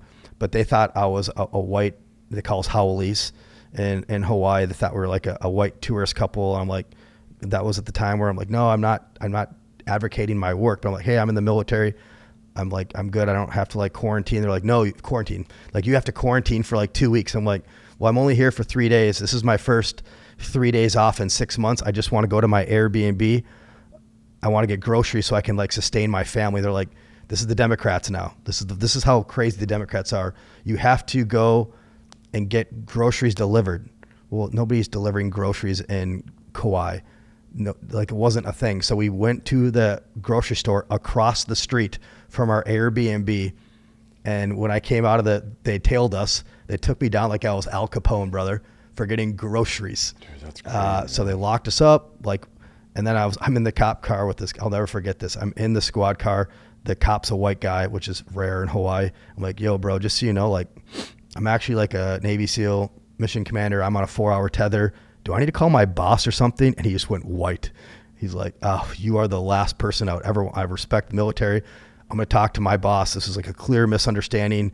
You're good. Like, we'll get you squared away. Like, I'm like, cool. Cause like, I've never been arrested before. Like, this is a big deal. And did not get passed up the chain. So I get out, we like actually get booked. We got our photos taken. By the way, if your listeners Google me, it's hilarious because they like edited our photos. We look like we're like Beavis and Butthead. Like the district prosecutor like made like a post that what happened was the guy who was running for the mayor of Kauai was a white guy who wanted to like, hey, no, haoles and white people are going to jeopardize your safety by, getting groceries. But that was the charges. It was like on like the ticket said like disobeying COVID, which was a cluster F because even the governor of Hawaii, the next level, the governor said, no, you can get groceries. So you're able, again, constitutionally, think of what we're doing. We're arresting people for getting groceries. So the charges were dismissed with prejudice. We're suing the state of Hawaii. Well, whatever, that all's cleaned up. But the military was such cowards at the time that they're like, oh, this guy was violating COVID. So even the SEAL leadership didn't have your back. Oh yeah. Nope. They all just were cowards. Yeah. That was the first time I recognized that leadership matters. Yeah. Do you know Jimmy Watson? I recognize the name, but he was out at SDV and had some pretty gnarly poor leadership consequences out there also. But man, that's brutal. So 18 and a half years, I was the number one performer in every chain of command. Like at the Marines, they have these like fitness reports where they have like a Christmas tree. I was the top of the Christmas tree. I was an MP as an officer, like doing very well. I jumped, which is insane. Because the one mentor at SDB Undersea recognized that I had some good leaders. I was jumping people who were senior to me in like my fitness reports. I was doing very well. I'd screened for this job that took me 3 years to screen for, doing another agency work where I was essentially going to be on loan to another agency for my last 3 years in service. Then I was going to go do something else for the United States government. That took me 3 years, Secretary of Defense approval, all gone because I fucking got groceries. My life like fundamentally changed because I decided to get groceries for my family, bro. Like that's the wildest thing ever. I mean, so all that stuff kind of went out the window? Gone. Really? Lost my orders. I was NJP'd. Do not pass go as an officer. Then my career was over. So at that point, and then immediately following like, hey, you've been a rock star your whole career. You got groceries. Screw you. Lost orders. You're not going to promote now. All these things. And then it was George Floyd. And then in Minnesota, Tim Walz like, oh yeah, I want to choose identity politics over letting my capital city burn to the ground. I'm like, what is going on with people, real people in power? At that point, I realized all these, sexy missions that I was doing behind the scenes for Navy SEALs and had, pretty strategic importance at that point. It's nothing if we're going to elect all these people that do not have morals, do not have a foundational, just a moral compass, like basic Marine stuff. Like if you sacrifice your moral compass, you're going to be compromised in everything. Man. And I recognize that, okay, game on. Yeah. Wow. So what happened to you militarily after that? I mean, you lost all that, but then were you basically forced out? Yeah. Like they said, hey, you can quit or be fired. Yep. Yeah. Man. Well, I was essentially stood down. I mean, my platoon for that mission, we turned that over to a partner force, and Can you talk at all about that last few years of the undersea stuff, or is that super close hold also? It's pretty close hold. Okay. I mean, we were doing everything we did was against Russia, China, North Korea, Iran. Okay. I'll try to tread lightly, I guess, on the question, then we'll get into more of the politics stuff. But just because you did spend a specific or a significant part of your career doing that, is the combat swimmer mission for SEALs dead as far as the individual swim pair with SDV? Is there with SDV? No, I think that's actually one of the few things that's going to be alive and well as far as combat for the next decade or so. I mean the two-man swim pair on Dragers, is that pointless? Or no, that's still one of our missions. That was still a thing. Even with SDVs, it still makes sense to have combat swimmers? Yes. Yeah. There's mission. Man, I don't want to get into too much stuff. Well, just think of just intuitively think of how big you are, a pipe hitting dude versus a mini sub. You're still a smaller profile. You still have, that still has, 6 feet of depth in the water column where you are 2 feet of depth. Yeah. So still relevant. Very relevant. Yeah. Very relevant. And eventually we're going to have, UUVs, unmanned underwater autonomous vehicles that do stuff, but that's going to be longer relevance than a pipe hitter going through a doorway to take down a hostage. Yeah. We'll solve that quicker on land than we will the dude underwater that needs to do the very specific thing. Yeah, that makes sense. Hydro recon, is that still relevant? No, we have sensors for all that stuff now. But that mission is still very sensitive. We still do that. We have side scan sonar and all these different. Now you can do it with 2 dudes in a Zodiac in 9 minutes instead of a SEAL. Well, ideally you can do it without breaking. That's the kind of thing that will be done with a robot like Time Now. Gotcha. But the mission itself. But now we just have robots doing it. That is funny though. That's still a thing you do in buds, like the little drop in the stuff. Yeah, I mean, pure tradition alone, it's worth it. Mark and move. Are you familiar with the Russian Poseidon capability? A little bit. A little bit. Can you talk at all about it, or is that? No. Should I not even bring that up? I don't think we. Yeah, I just try to stay out of all the mission stuff because I don't want to go to jail. I gotcha. I will say this: is it as worrisome for you as somebody who's spent a lot of time way farther in the weeds than somebody like me who's just heard about it? Is it as worrisome as it seems? Yes. Okay. You can Google it if you want to know more about it, and I'll let whatever open source for anybody that's more curious about it. But it's a terrifying concept for sure. Yes. Okay. All right. So you get steamrolled out of the military, that in conjunction with everything else that's going on. I'm always curious. I mean, I've had a few different active congressmen as well as people running for different levels of office.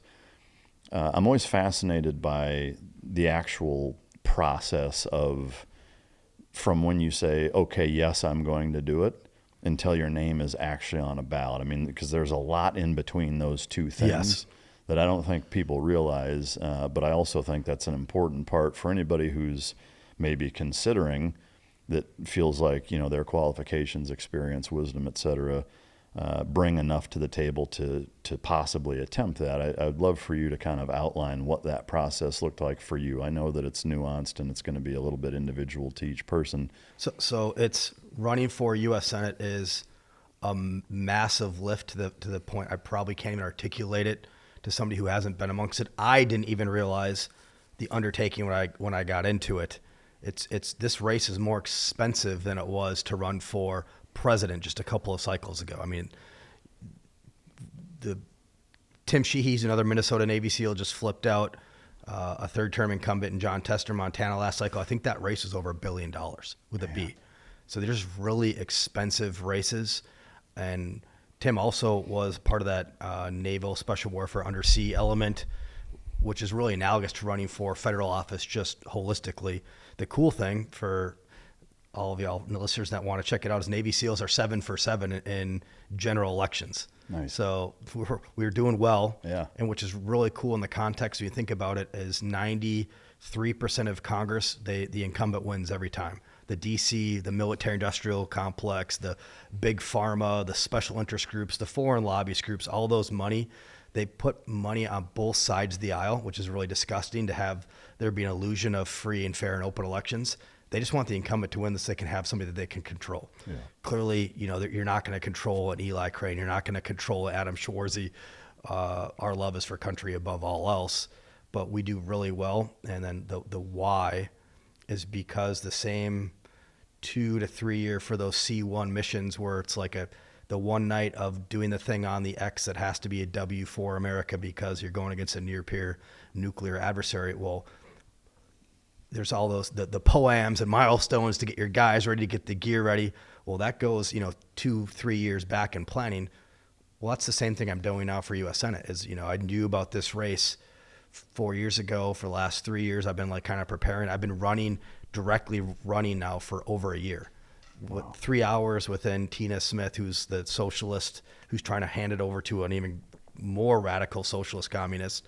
She stepped aside. We had our comms team up. We were running and in the trenches. And so it's been a very slow burn process because clearly I'm not an insider. I'm an outsider. I don't come from name recognition, everything up until, the Democrats leaked my face out to the world as a COVID, hazard or whatever. Everything I did was behind the scenes for everything I did was in the arena, behind the scenes for America. So I have no name ID, no name recognition, no money behind me. The thing that I do have is hard work ethic and moral principles and values, which I'm so blessed that I'm from Minnesota. And it's really unique that all your listeners are going to tune out because it's super unsexy, the process, but Minnesota is a really unique state. That we're one of just a couple of states that's called a caucus state where a grassroots candidate that is principled can run for United States Senate. There's like no other state where if you don't have money or name ID, it's just going to go to a primary. Whoever has more money, whoever has name ID is going to win. Minnesota is unique in that there's this, in February 3rd, it's 19,000 people who are Republicans, conservatives came out and they said, hey, I want to get involved. I'm not happy with the leadership in Washington. I'm not happy with the leadership in Minnesota. And then that 19,000 people got whittled down to about over 2,200 people. And that process ended on March 28th. And now next month, actually in May 29th, we have a convention of those from the 19,000 whittled down to the 2,200. There's a big, huge party. It's called the Statewide Endorsing Convention. And they endorse candidates from United States Senator to the governor's race to all the way down to the auditor. So there's a bunch of offices, there's a bunch of voting, and you got to get 60%.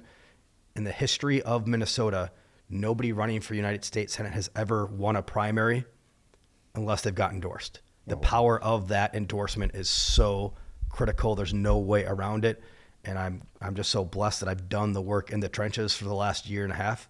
And I have the values of the delegates where they take it's called straw polls, where they take little pockets from all over Minnesota. It's like we go into a room and you're from, maybe you're from Bemidji or you're from Grand Forks or Warroad, Minnesota or Austin, Minnesota or Bloomington, all these different cities. It's like, well, who do you like? Well, I like Adam Schwarze for U.S. Senate and, whatever this governor candidate is, but you get little data points, and all of those data points, straw polls from the delegates who are going to do that convention. My team has won every single straw poll except for 2. Wow. And so now they're getting to the congressional district level where there's the conventions to nominate your congressional representatives we have 4 Republicans, 4 Democrats. That's another thing. People think Minnesota's a lost cause. Minnesota is right on the line. We have 101 Democrat legislators in the state. We have 100 Republican legislators. Oh, wow. We have 4 Republicans in Congress. We have 4 Democrats in Congress. So it is truly, I need to move 33,000 votes to flip this U.S. Senate seat. Wow. But the great thing about the process is, and this is just good news for your listeners who care about America, and that in Minnesota, you can elect a grassroots champion who does the work and doesn't compromise on values and principles. I know it because I'm living it. I'm not the DC candidate, but I don't, and I'm clearly uncompromised. I'm clearly in this because of my love for country and want to see leadership in the U.S. Senate, and it's working. It's working. That's the cool part. That's really awesome. It's so cool. You mentioned the delegates. Who are the delegates that vote? They're you. They're Mario. They're just regular people. They're farmers. They're teachers. They're local business people. They're moms. Are they certified or elected to that? Or they're elected from. Again, you got to show up you got to show up to be there, right? So they are people. And the interesting thing is because people are so angry. Because Minnesota's internationally recognized now for all the wrong reasons, the fraud, the waste, the abuse, the stolen elections, the just for all the wrong reasons. Minnesotans are really proud people, and they're embarrassed, they're angry. And so they showed up. A lot of those 19,000 people that showed up for what's called precinct caucuses, it's their first time ever. They essentially are so angry. They're like, well, how do I become part of the solution, not the problem? Well, they found out the step one is you got to go to precinct caucuses, which is this random, crazy, weird sounding thing. And a lot of people that showed up were either Democrats or they've never even shown up before, but they just wanted to get involved. And then there's another like a local community event where they say, hey, all you showed up on the precinct caucus day, which one of you wants to go on and endorse at a congressional convention, or which one wants to show up at the statewide endorsing convention for the U.S. Senate race, for the governor's race. And so they were elected out of their own pools. But again, it's we the people electing we the people to endorse a we the people candidate. That's awesome. Yeah, so it's really cool that just regular, everyday Minnesotans who got involved, they want to elect a conservative patriot that is values aligned and does the work, and a Minnesotan of all. Yeah. Here's the thing. It's almost impossible to show up for your family, your work, your country when you're running on no sleep. That was me. Tossing and turning, ceiling staring, dragging through the next day on caffeine just to survive it. That's no way to operate. Dream changed that. I sleep through the night now. I wake up clear-headed and actually present for the people who need me. No groggy haze, no next day fog. Dream is made with a powerful blend of all natural ingredients: reishi, magnesium, L-theanine, apigenin, and melatonin. The chocolate peanut butter flavor that they sent me tastes like hot cocoa before bed. I genuinely look forward to it, and Beam has improved over 28 million nights of sleep across this country. Spring is here, and summer's right around the corner. This is the season to show up strong, do it with something made by Americans, for Americans, and you're going to do it with Dream. Go to shopbeam.com/micdrop and use the code MicDrop, all caps, all one word, to get my exclusive offer for up to 40% off Beam's Dream Powder. So with my discount code MicDrop, you can get their best-selling Dream Powder for just $39. If you've been meaning to fix your sleep, this is the time. Get Dream, their best-selling sleep powder, for up to 40% off. Can you walk us through in a kind of synopsized version of from the instant that you said, I want to do this, until where you're sitting here now, in terms of like, did you say, okay, I need a campaign manager, or I need to research for a few weeks to even figure out what I don't know and what I need? Like, how do you put a team together that way? And did anybody approach you to do it, or how did it all work? Yeah. So there's a lot of candidates that say like, I was recruited for this, or people ask me to run. I generally just hate those candidates. I hate those people. Like, nobody recruited me to raise my hand to serve 3 weeks after 9/11. Nobody recruited me to serve, put it all on the line to go become a SEAL officer. Nobody flipping recruited me for this other, higher calling that's because of my duty to our country. So there are those candidates. For me, it was me getting amongst it, going to like local Republican conservative things. I knew after COVID that, before COVID, I wouldn't have even really said I was a Republican. I always had more libertarian, liberty-minded philosophy on things, but I didn't really like just have a team, right? We have a two-party system. COVIDs were like, holy crap, this one side is for power grabs, for coercion, and the other side is for power to the people, for freedoms. I mean, and since this last presidential election, we've doubled down on that. The Democrat Party is Mandami. It's Peggy. My general election opponent in this race is openly running as a social communist. Openly. Like, that's wild when you look at like how terrible communism has been for, millions of people, death. It's never succeeded as like a government philosophy, right? But that's what I'm running against in this election. So I got in the trenches, and then again, just really blessed that God's put mentors on my path. I started developing like the core of my team, the people that like tell me, hey, this is, they've got experience. So the guy that's helping me behind the scenes, he's ran other Senate races, congressional races. Another guy's best friends with some cabinet members right now, who neither of these guys are really, I don't know why they're so invested in me personally, but I'm just blessed that they're my mentors behind the scenes. And then overtly within Minnesota, we have such a shallow political deck of talent because we haven't won in a long time. But because I was the first candidate to run statewide in Minnesota, I've soaked up all of that talent. So I have like the dream team of political talent on the ground in Minnesota across the state, and we just continue to sprawl. Like, again, like that's the so what. The positive message is that in life, if you do the work and you're principled, you don't have to compromise. But nobody wants to get up and do the work. Like I've taken, I think, 5 days off since last February 10th. Wow. 5 days. Sundays, I'm still making calls. I'm signing thank you cards. Whether you donate $5 to me or 14,000, I write you a thank you card. Every day we have 3 to 5 events I'm going to personally, or somebody from my team is going to.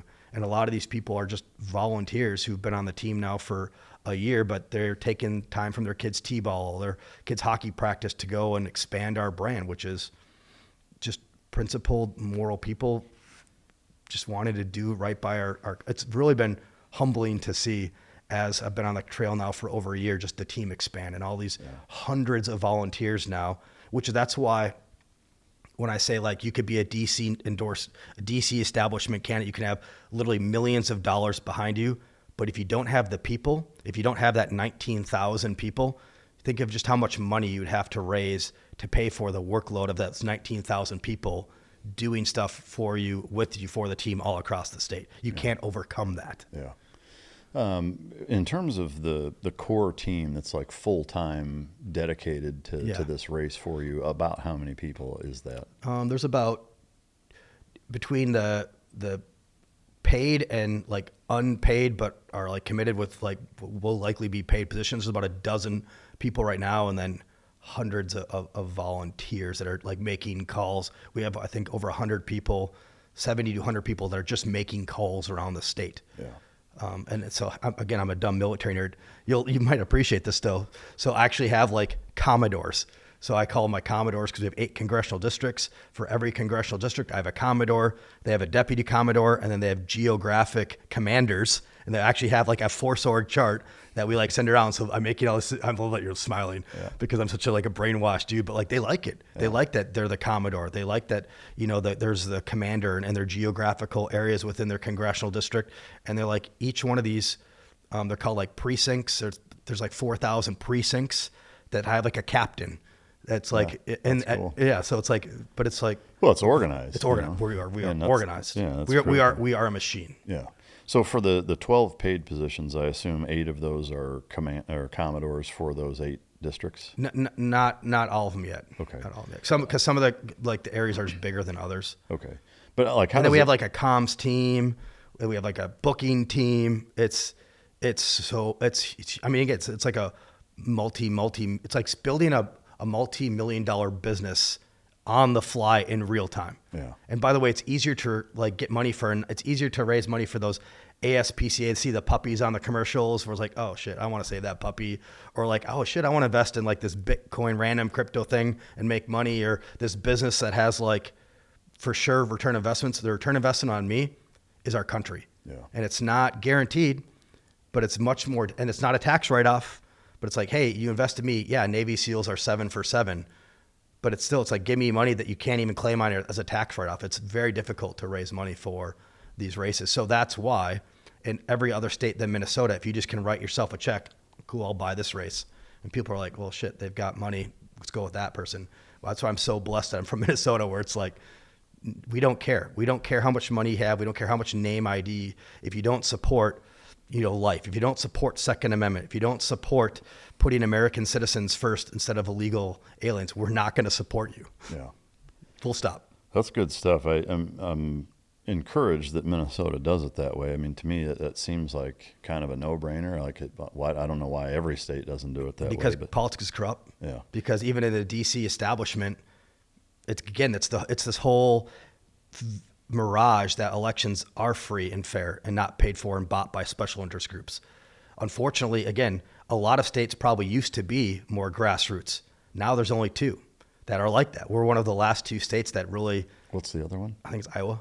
Oh, really? That's where I'm from. There you go. So how does the rest of the process look for you or work? Through what, the general? Yeah. So everything for me, like the in the military vernacular, the 5-meter target that I have to hit center mass is that endorsement. There's no way around the endorsement. Some people try to buck the system, like the establishment right now is trying to put towards like a candidate that doesn't represent values, but try to like bypass the endorsement. It's never worked. It's not going to work this cycle. But I'm going to come out. My 5-meter target is that endorsement, to showing up with.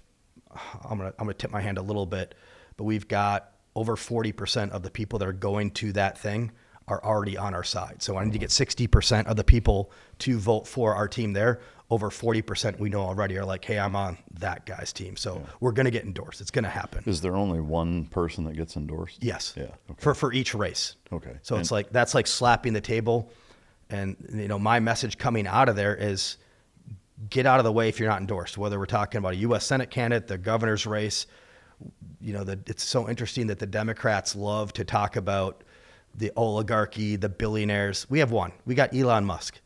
All the billionaires are Team Democrat, putting Soros and all their money you can follow the money from their Democrat entities that funnel into these elections. It's not even close. We have how Republicans kind of play a little bit of catch up is the business PACs. But like when it comes to like wealthy donors, it's like over 90% like Democrat big donors. It's ridiculous that we haven't, achieved on that message of getting that out there. But after I get endorsed on May 30th, it's going to be bottom up, where I've been in the trenches now. I'm not focused on DC endorsements. I'm not focused on media stars. I'm focused on earning the support of those 2,250 delegates. And then I'm going to go to the state legislators after that. And then I'm going to go to the congressional legislatures after that. I do fly out to DC to meet with the president's team, but once a month, or I have like a phone call with them to track how that's going. And I will be seeking the president's endorsement after I get the statewide endorsement. And they are smart. They understand, because it's their job, that there's no way around the endorsement process in Minnesota. And they know that they've got a war fighter that's principled, but also supports the president's agenda in Minnesota. So I'm cautiously optimistic I will get the president's endorsement following the statewide endorsement. If that happens, I think I'll have a clear path right to the general. And the opposite is actually happening in Minnesota. Usually we just screw this up, where we like have all this infighting. We don't get on board with the candidates, and we waste these opportunities.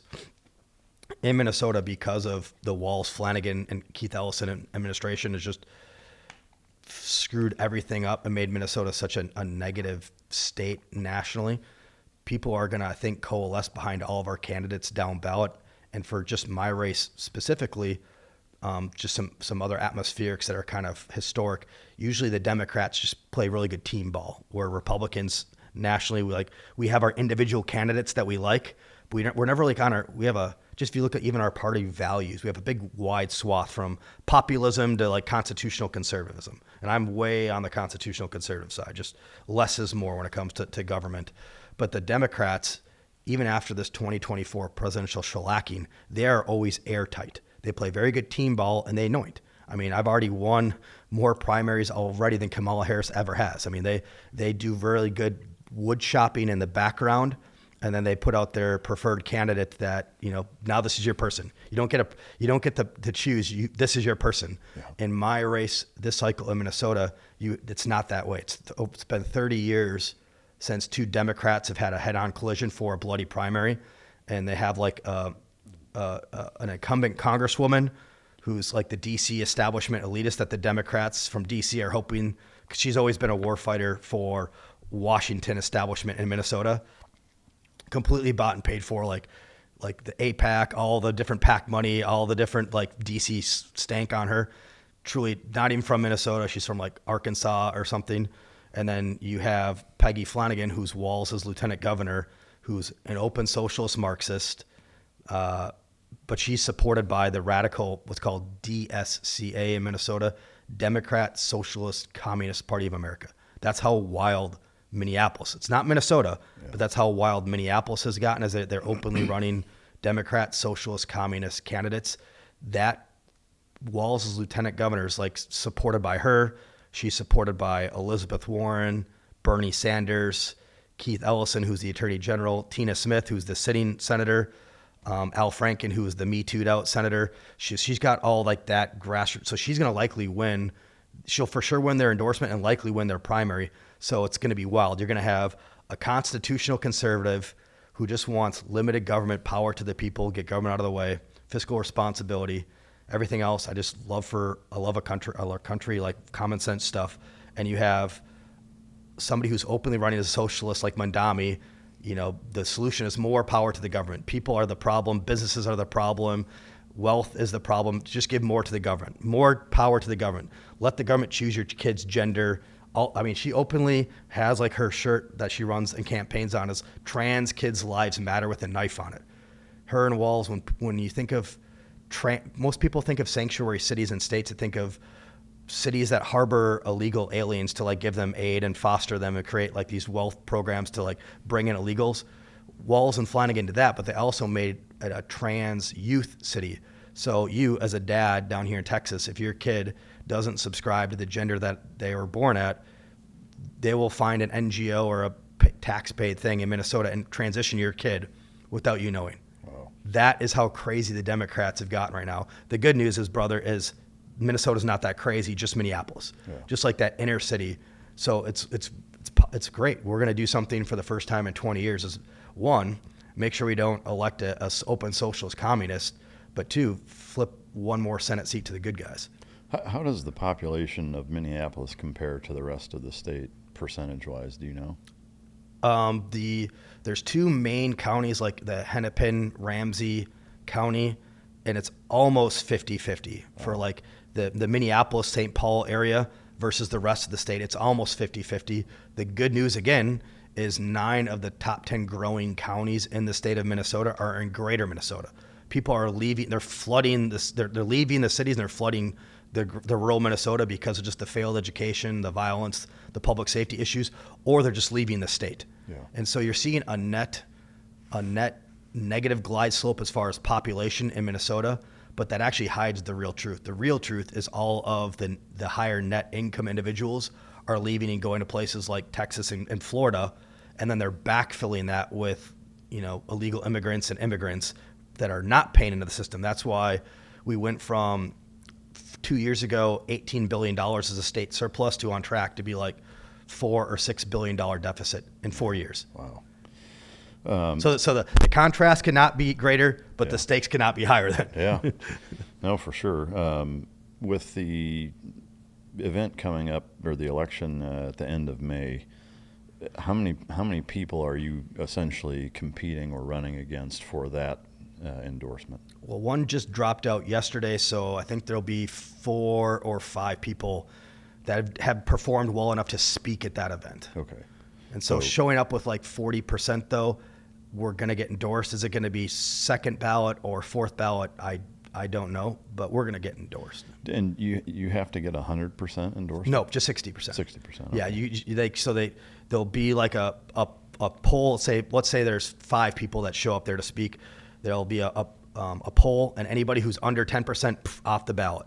And then every other ballot, the lowest person gets pulled off the ballot. Yeah, okay. So the process will make it so somebody will get endorsed, unless you get down to 2 candidates and one of them can't reach a 60% threshold. But that, again, hasn't happened since like forever ago. Yeah, okay. There'll be an endorsement. Yeah.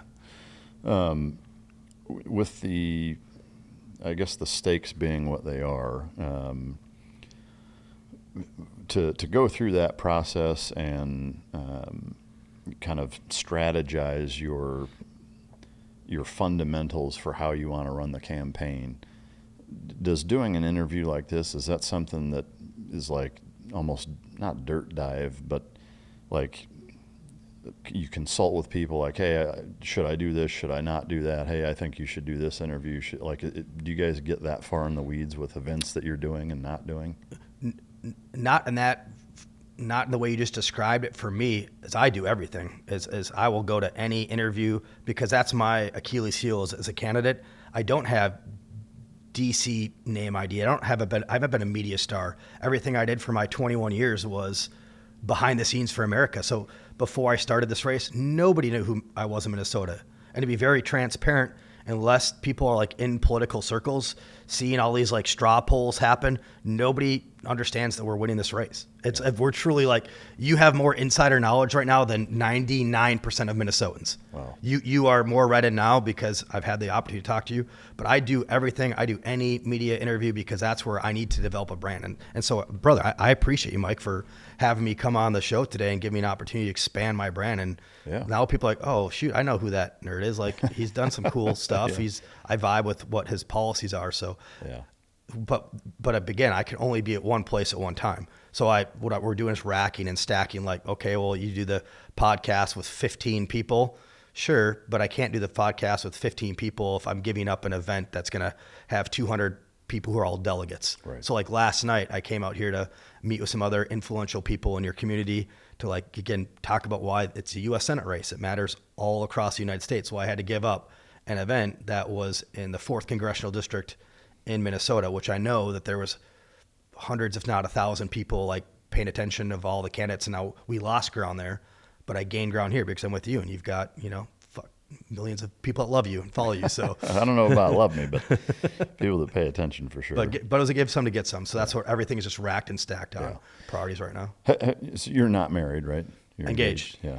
No kids yet? I have a son. Oh, you have a son. Yeah. Have you run into any like significant negative opposition research ads or smearing? Like what? Can you give us a couple of highlights? Yeah. So when I was preparing for this race, it's called opposition research. So both sides do it. I actually paid $10 to get on the Klobuchar email list so I could see what the Democrats were messaging out of Minnesota. Now the DC Republican candidate, they're getting crushed for the endorsement. So they're like sending out all these, like, they're not paid for by anybody. And it's like a crappy AI, like image of me like hanging out with Amy Klobuchar, making it look like I'm a Democrat. They call me a high dollar Democrat donor. It's funny because it's just not working. The delegates, by the way, the people that do the endorsing, they are very smart. They do their research. They're very tapped in for what policies you stand for, what policies everybody stands for, what your backgrounds are. So those people do know like what I've done, what I stand for, that I've been a full Trump supporter. And then the other one was, I think it was like last midterm, my fiance, her aunt was a big fan of Nikki Haley. So I went to a house party at her aunt's house. My fiance gave like a donation so I could go to this party with her. And then at that party, the Haley team's like, oh crap, Navy SEAL Marine, can we release a letter with your name on it? I'm like, okay. Didn't support the Haley team, had no function or campaign team. And how you know this is I've never sensitized my socials. Anything I've ever put out there, both just anything that I've ever put out there is still out there. So they like to say like I was a part of the Haley campaign team, or I endorsed Nikki Haley, and another thing, nothing could be further from the truth. But again, like, so there's all these texts like Schwarze, he's a pro-war monger, pro-Haley, pro-Democrat. It doesn't even make sense. But again, it's funny because my body of work is just pretty solid, right? I mean, for what I've done. And then in between, when I retired in 2023 and actually running for this race last February, as I was involved, it's called Conservatives for a Stronger America. I started a PAC where I talked about intelligence things, foreign policy things, immigration policy.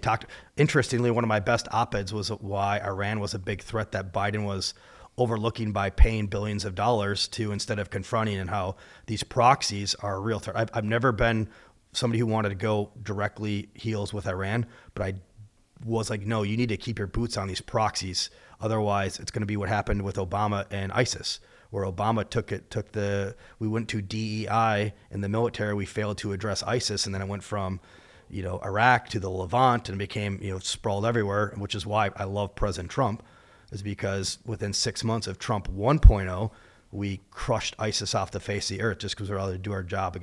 My point is, my body of work is out there, so that when the delegates see these like texts coming from like DC supporting this swamp candidate, they're like, get out of here, nerd. Like, you're not fooling us. So it's funny to watch that. But the oppo's there. And obviously when it becomes a general, I'm sure, Mario pulled up my mugshot from, my egregious act of getting groceries to feed my family. I'm sure the Democrats are going to use that in some capacity, but I don't know how you spin that. Like, this guy, he's such a bad guy. He got groceries. I mean, like, but I know they're going to spin it. That would be like, millions of dollars to show that, whatever. I hate health because I I don't know. But the Democrats, I'm sure it'll be something like it'll be something. Yeah, you were arrested because you don't care if old people die, or something like some that. weird thing like that.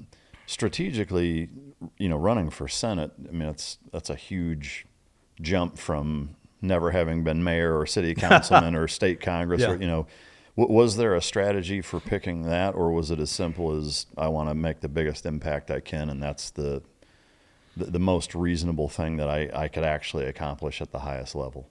Both. We don't, you're a SEAL brother. We don't get into suicide missions. So we knew that the incumbent, Tina Smith, she'd done a lot of insider trading. She was either going to step down, which she ended up doing, or just run as a very flawed candidate who, everybody was on lockdown and couldn't go to church, couldn't go to schools. She was buying penny stocks on the U.S. Senate Health Committee that were then blowing up. I mean, it got so bad that even the leftist media that's bought and paid for was like, Tina, you can't keep buying penny stocks while you're on the Senate Health. So we knew that this race was going to be either winnable or a vacant seat, which is huge. Because when I talk about the 93 to 95% incumbency rate, we don't have an incumbent in this race. It's truly an open race. And then if you look at why am I not running for mayor or governor, I've had a lot of people say, hey man, your background, like run for governor.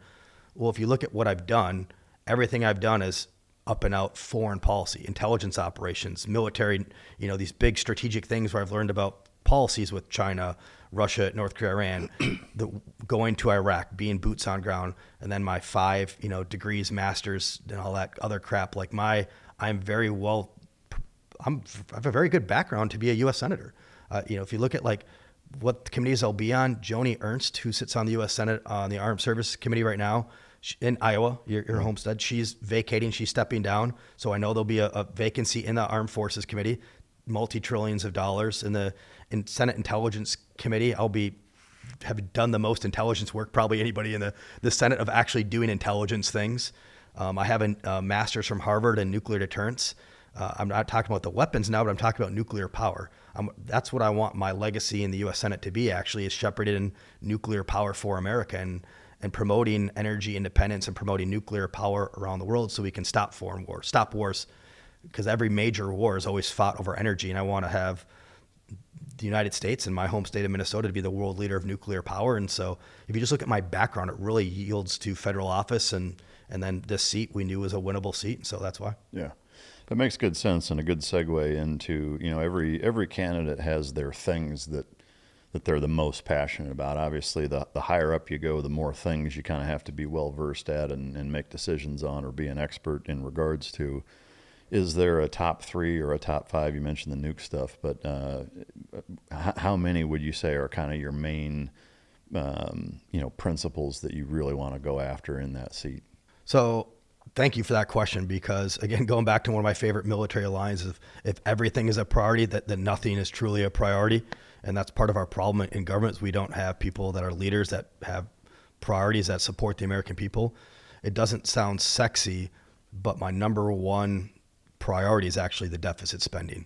I think it sounds pretty sexy. Okay, good. Well, I'm glad. Well, I like to say this and put it in context. How did Rome fall? Yeah. It wasn't conquered by an invading force with a larger army or deeper blue water navy. It had civic discourse and then political corruption, and then it overspent and it collapsed from within.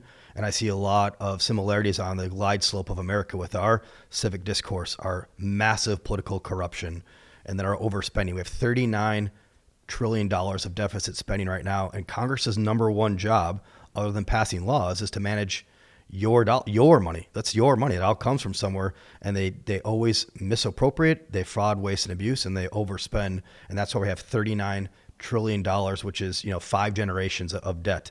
And at the same time, the large portion of that is fraud, waste, and abuse. And from my home state, when people think about Minnesota, the $9 to $19 billion just for my little ass state compared to Texas, that's a lot. That's billions of dollars. You could make a huge dent in that deficit by going after the fraud, waste, and abuse. And again, why do we not hear Congress and Senate talking about that right now? It's because they're not fighters.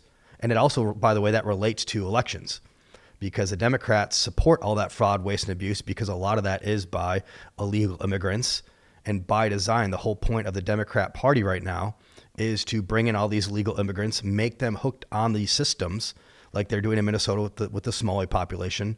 That then, and by the way, this is the interesting thing. A lot of those Somali communities, they're actually extremely conservative in their actual culture, because, Peggy Flanagan wants to transition their kids and put boys into girls' locker rooms and all these things. That's an insane concept for them. But at the same time, all these people have been brought into our country, just like here in the Texas through the southern border, and then put on these government subsistence programs that they then can't get off of, and they have to vote for people that continue those assistance programs. So it becomes a self-licking ice cream cone to make leftist people that want more government. And that's why I'm running, is because we need to stop the spending. We need to have leaders that support American first foreign policy agendas and then support the American citizens at home. And again, the clearest thing about this right now is the Save America Act, which talks about election integrity. And you could even piecemeal these things off. Democrats will not support, and even Republicans are not fighting for the Save America. 84% of Americans think that you should be a legal American citizen and be able to get an ID that shows you're a citizen for elections, which is 84%. That's not a Republican, Democrat, man, woman, black, white, rich, poor. That's 84% of Americans want that, but we're not fighting for that right now because we have weak leaders in Washington. It makes me so angry, viscerally angry, that's what I'm fighting for. It's just common sense leaders that fight for the American people. Yeah. And then sorry, lastly, those are all the immediate things that I care about, but my legacy that I want to leave in the U.S. Senate is energy, shepherding the nuclear era for America, that will make the world safe, make America strong, make America prosperous. And as somebody who hates wars and has been, I think I've been downrange longer and more than anybody in the Congress or Senate right now. We don't have wars if we have prolific energy around the world. If we shepherd in nuclear energy, that solves all of the world stuff permanently. Yeah. I love both of those as top tier priorities for sure, and agree. I think they're massively important. On the nuke side, I don't want to get too far in the weeds on kind of the logistics or specifics of accomplishing that, but can you give kind of a Reader's Digest version of what that looks like? Is that something as simple as, each state, depending on population and energy needs, has small nuke regional facilities? It's that simple. Let's go, Mike. You're the man. Yeah. Seriously. Yeah. They're called SMRs. So small modular reactors. And right now, Trump's done a great job of promoting militarized nuclear energy and getting the government out of the way on that. But we need to remove the nuclear moratorium and then work with states independently to remove their moratoriums and just promote nuclear around the states and then export that technology. And I love so SMRs, that's the Reader's Digest. Anybody who wants to get smart on it, just Google that. And then I love to talk about nuclear. Actually, I like to talk about most of my issues from the leftist talking points. Is you're either for nuclear or you're for mining in the rainforest and destroying the rainforest in South and Central America. You're either for nuclear power or you're for child slave labor in Africa. You're either for nuclear or you're complicit with China exporting one coal power plant per month to Africa. So these are all, and nuclear is the cleanest form of energy that there is in the world, bar none. Within the next 5 years, we'll have stuff online that has no waste, zero waste. The scale and scope is again, modular, transportable. And if you look at just the power consumption for the needs of the world between AI computing, cryptocurrency, power grids, all these different things, you could lean into every other form of energy we have available to us. Nothing gets there. So it's not going to be us or nobody. It's going to be us or who leans into nuclear. And that's why I want to be one of the forefathers to make sure that we're being proactive instead of reactive. And that's what I see as a problem of our United States government, is we're so bureaucratic. We can't get out of our own damn way until somebody else does something. Then we're going to try to play catch up. And so I want to make sure that we stay ahead of China. We stay ahead of Russia in the nuclear front. And that's how we're going to shepherd in the wave of nuclear power and make Americans wealthy and stop our adversaries from getting an edge on us.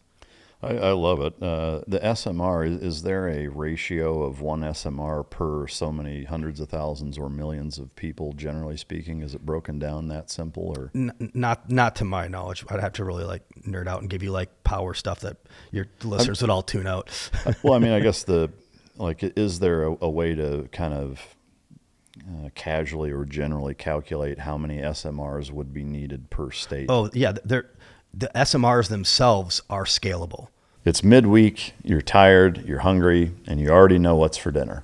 The same 3 meals you've been rotating for the last 6 months. Look, there's nothing wrong with comfort food, but there's part of you that's been wanting something different. Something that feels like an actual experience, not just fuel. That's what HelloFresh has done for me. They send everything straight to your door, pre-portioned, ready to go, 0 grocery runs. But what's gotten me is the variety. There's over 80 global recipes every month. Vietnamese, Moroccan, Caribbean, ingredients like lemongrass, gochujang, curry paste, the kind of stuff you'd never just pick up at the store on a Tuesday night. But with HelloFresh, it's all there, set up for you, no recipe hunting, no wasted ingredients. I use it, and you should too. When dinner is this good and this easy, there's no excuse to default to takeout, because nothing hits home like home cooking. Go to HelloFresh.com/MicDrop10FM now to get 10 free meals plus a free breakfast for life. 1 per box with active subscription, free meals applied as discount on the first box and new subscribers only. It varies by plan. That's HelloFresh.com/MicDrop10FM to get 10 free meals plus free breakfast for life. So you could still have, like, if I see a future where for all these data centers that are, there's people on 2 sides of the data center fence right now. We need data centers, by the way. But a lot of times right now, people are concerned because they soak up power from the local grid, and then it makes the power more expensive for the civilians who aren't, especially in like Minnesota and Wisconsin, in these rural areas. They don't want their power to go up because the data center was built by them. And I get that. But if you built an SMR alongside that data center, you would actually have additional power to be giving out to the community. Yeah. So not only are you fulfilling a need in that AI and the storage and all that stuff, you'd be giving out power to the community. So it's an all stakeholders win type thing. Again, the reason why that's not happening is because of the nuclear moratoriums at the state and federal level. It's a very simple fix: power to the people. Businesses figure that capitalism's actually a good thing. Yeah. Bureaucrats are what's going to keep us from gaining this nuclear edge, and then one of our near peer adversaries will. Yeah. Really the only pushback that I've ever heard is the concern of safety with SMRs or nuke power, generally speaking. Can you put that to bed or assuage the concern? Yes. Thank you. Again, within 5 years, we'll have nuclear reactors that don't create waste. And if you look at the safety aspect, if you look at Fukushima, well, how many people died at Fukushima? I don't know. Zero. Nobody died. If you look at like Chernobyl, very few people actually died, and that's like 100-year-old technology. All of the modern nuclear technology, it's fail safe. Look at like who's had nuclear the longest, the United States Navy. We've never had somebody get killed by nuclear anything. We've never had a nuclear misstep that's killed people. And again, I trust the American people to do the right thing. I trust the government to get out of the way and then allow nuclear to prosper. I don't trust China. I don't trust Russia. I don't trust Iran, because those countries don't have OSHA. They don't have safety laws. So we need to lean in. It's a national security issue, and I want to, again, be at the forefront of that. Fail-safe sounds amazing. Is there still, like, hey, in a worst case scenario, like if everything that could go wrong did, here is the absolute worst case scenario. Is there an example of that? No, they are the modern nuclear reactors are fail safe. And again, going back to the last, quote unquote nuclear misstep, it wasn't in America, it was in Japan. And look what had to happen. A tsunami and an earthquake hit at the exact same time. And again, there was nobody was killed. Nobody's killed. And that's very antiquated technology. Yeah. The new technology, the new equipment, again, it's just so, I wish I could remember it. There's this sociology study that says, I forget what it's called. It makes me mad, but essentially people, when there's like a violent, visceral image in your head, you overestimate it. And if it's not a violent, visceral image, you underestimate it.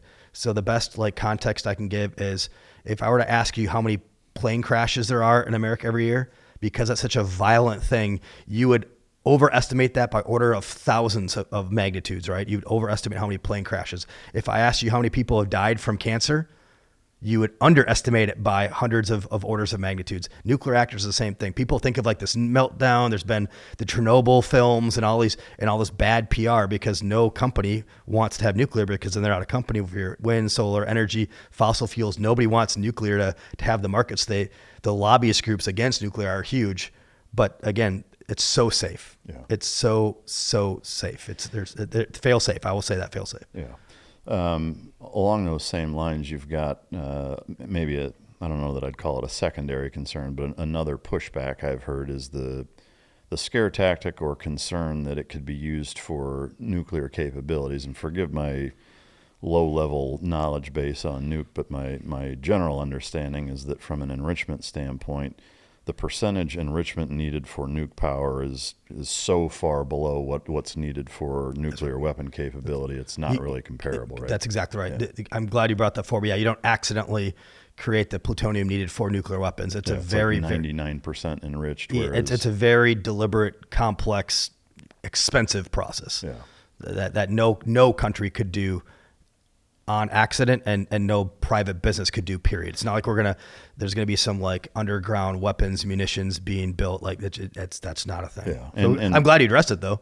Yeah, well, yeah, because I think the layman's concern would be, well, what if you have these MSRs, they're not heavily protected enough, and you get some terrorist group that steals it? Like, well, they can't take that and turn it into a nuclear bomb. And for not to go back to Iran, but again, that's why we knew Iran was making weapons grade plutonium, because it's a completely different process. Yeah, and the enrichment percentage is so much higher than every other utility application that there's only one reason you enrich it to that level. Correct. Yep. There's only one purpose, and it's very expensive. Yeah.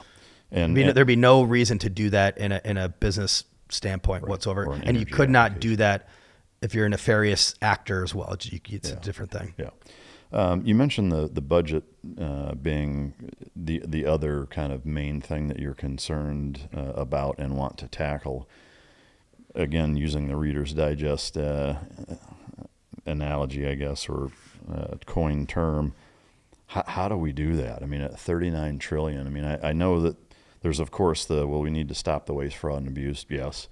But that's still such a small percentage compared to that huge number. I mean, what does a guy like you realistically try to take into an office of being a senator to actually fix that problem and make it a legacy move? Well, you might like this answer, but I'm sure the DC will hate me. But you don't continue to stop the bleeding. You got to stop the bleeding, start the breathing, protect the wound, and treat for shock. The first thing is to stop the bleeding. Deficit spending. Like, I'm not going to be well liked on the Hill, because my number one priority is I will never pass a deficit bill. I will stop the bleeding. Yeah, and with that, unfortunately, from everything that I've read and researched, is that I hate even using the word entitlements, because to me, retirement from a Social Security standpoint, I just think it's kind of a misnomer. But that and Medicare, Medicaid are such an enormous part, and now you throw in VA spending, military budget. I mean, that's the bulk of what that looks like. So to me, it's kind of like a police department, or because of our background, SEAL teams. It's like, do we need night vision or do we need body armor? You don't get both. You can only have one. Which one's it gonna? That's kind of what it's like trying to pick from. So where do you carve the fat in those areas? Well, to kind of use your analogy, actually, which I think is a good one. Why do we overpay for both night vision and body armor? Yeah. Because of all this machine. Exactly. You could have night vision and body armor there wasn't a corrupt machine that was bought and paid for, and if you had more options. Yeah. So how does that translate to healthcare and VA and everything else? We'll make the process more transparent, create more options, and there is a lot of corruption built into all of those things. And it's not to correct you too much, but there is actually a lot of saving if you truly had a desire to go after the fraud. Yeah. Like there's the $9 to $19 billion that we know of just in Medicare, Medicaid in Minnesota. Is that annually? No, it's in the last 10 years. Okay. But again, that's a small state. I mean, truly, there's been like $9 billion of fraud just scratching the surface in California on their Medicare, Medicaid. I mean, that's my point, is we don't have senators and people in Congress who are really going after these programs because we don't know, billions turn into trillions pretty quick. Yeah, and I actually agree, and I don't, the way it came off probably sounded like most people's talking points, and it's like, it's such a small number, it's not even worth, like, the government spends $40-some billion a day, that, $10 billion over 10 years, like, is not a drop in the bucket. It's like, that's not even the point. Like, and to me, I would say, if it's not a drop in the bucket, then why doesn't Uncle Sam stroke me a fucking check for that then? Yeah, it's your money. Like, if you don't think $10 billion is a lot, why don't you send it my way then? Yeah. So I agree 1,000% with you. Like, I'm not saying it should not be gone after. It's just percentage wise. I also know that those core, Medicare, Medicaid, Social Security, and VA spending and military budget, those 5 main things make up such an enormous part. It sounds like streamlining, transparency, giving more options helps alleviate the higher cost of all of those things. That's right. Okay. Well, I have a question, and I don't know, I don't mean to put you on the spot. Maybe you don't have an answer. Maybe you'd need more information, but I have a theory as to, from a VA spending standpoint, that I would love to have you run up the flagpole, when given the opportunity, which is, if you think the VA budget is significant, right? But if you think for good reason. Yeah. I'm not going to skimp on our veteran brothers and sisters, but yeah. I agree. But in the trying to, me either, and I think it should be, you should take care of those people unequivocally, given the ask and the position we put all of our troops in. My thought is that if you were to take, the VA as an entity, and you look at the amount of money that's wrapped into the facilities, the real estate those facilities are on, the utilities, the purchasing and maintenance of all of the equipment in those facilities, the staffing, the prescription networks, I mean, like, all of that money that's set aside for those things, if you were to shit can all of those, right, sell all the equipment, sell the real estate, unfortunately fire everybody that works at VA hospitals, maybe try to help allocate them into civilian care networks. But instead of spending the money that we spend on all that, if you were to then say, as you're discharged from the military, you get a insurance card, a VA insurance card, and it gets treated the same way a Blue Cross Blue Shield or any other healthcare provider, and you go to whoever you want to go to as your primary care provider, you hand them that card, and they bill it the same way that they would bill Blue Cross and Blue Shield. In my mind, and maybe I'm completely off base and woefully uneducated, it seems like that would be a far less expensive option than maintaining the VA as an entity. That's not my background. I share some similar inklings with you. I think that Senator Tim Sheehy is on the VA committee in the Senate. And I guess what I would say is an answer, not to not answer the question, is I'm not going to lie to you, and that's not my background. I mean, to me, that's the best answer you could give, given the information. Yeah. Like, yeah, I'm not sure. It sounds great, but I don't know enough. Like, there needs to be way more people that are willing to answer a question like that. Good. I'm glad. I'm like, I just don't know. I mean, what I will tell you is I will never skimp on supporting our brothers and sisters that raise their hand to serve our country. And what I have noticed is, being a veteran who was 100% P&T and served a lot downrange, is those veterans, not to dog on the VA healthcare system, is those veterans that find the way to get care out in town. It's just more efficient. Yeah. Again, because it's not the government. I mean, that's my so what, is whenever you put the government's always the problem, not the solution. The more you can get government out of the way and get things to privatize care, that is the right track we should be on, regardless, and anything. Yeah. Yeah. But so I don't have that's my homework for you. My due out for next time I come back. Tim may be a good guy to have on the show if he could find the time in his schedule to talk about that, because a huge component of the listenership is the veteran community. Not to plug for the admin, but I'm actually going to do it because I'm really proud of this stat. Is when Trump's secretary, the VA Secretary Collins, got confirmed, there was over 200,000 people in the queue of unserved veterans that were waiting to get served. And within Collins' first, I think, 2 months in the job, who was an awesome congressman and a service member himself, by the way. He's actually even a reservist chaplain, but a really good guy. Within like 60 days, he got like 100,000 service member service, like insane. And I think that he did it at reduced budget of what the Biden had. So essentially what conservatives do is do more with less. Yeah. So really proud of the work he's doing. I've been watching the work, and I know that the veterans, and including myself, are really happy with the Trump administration serving veterans. And, you know, for those who are unserved, give me a ring, because that's the hill I will die on, is serving our boys and girls who have called to serve. So when I get in office, those of you who are like watching this podcast or whatever, write my name down if I promise I'm going to be a champion for taking care of our veterans. Well, I will definitely get a hold of you, because my experiences with the VA here in this area have not been great. And it's been a number of times and very recently. You know, I would say every time I've tried to use that as a process for healthcare, it's at least 30 days to get into the local primary physician that has to make a recommendation to either Dallas or for a civilian specialist, which then is usually several months. That's happened to me probably half a dozen times in 10 years, and as recent as in the last year. Well, I look forward to utilizing the power of the office. Right makes might, and I'm going to be awesome. I want to be a fire. Yeah, like hearing your story, man, gets me fired up. Like I'm gonna. Yeah, I mean, it's made me end up like just paying out of pocket for MRIs. Like, I mean, you see the knee brace. Like I had a knee issue a few weeks ago and ended up just having to go to the nearest MRI shop down the street and shell out $600 for an MRI and an X-ray, because it was going to take months to get one through the VA. Like, to me, that's just stupid.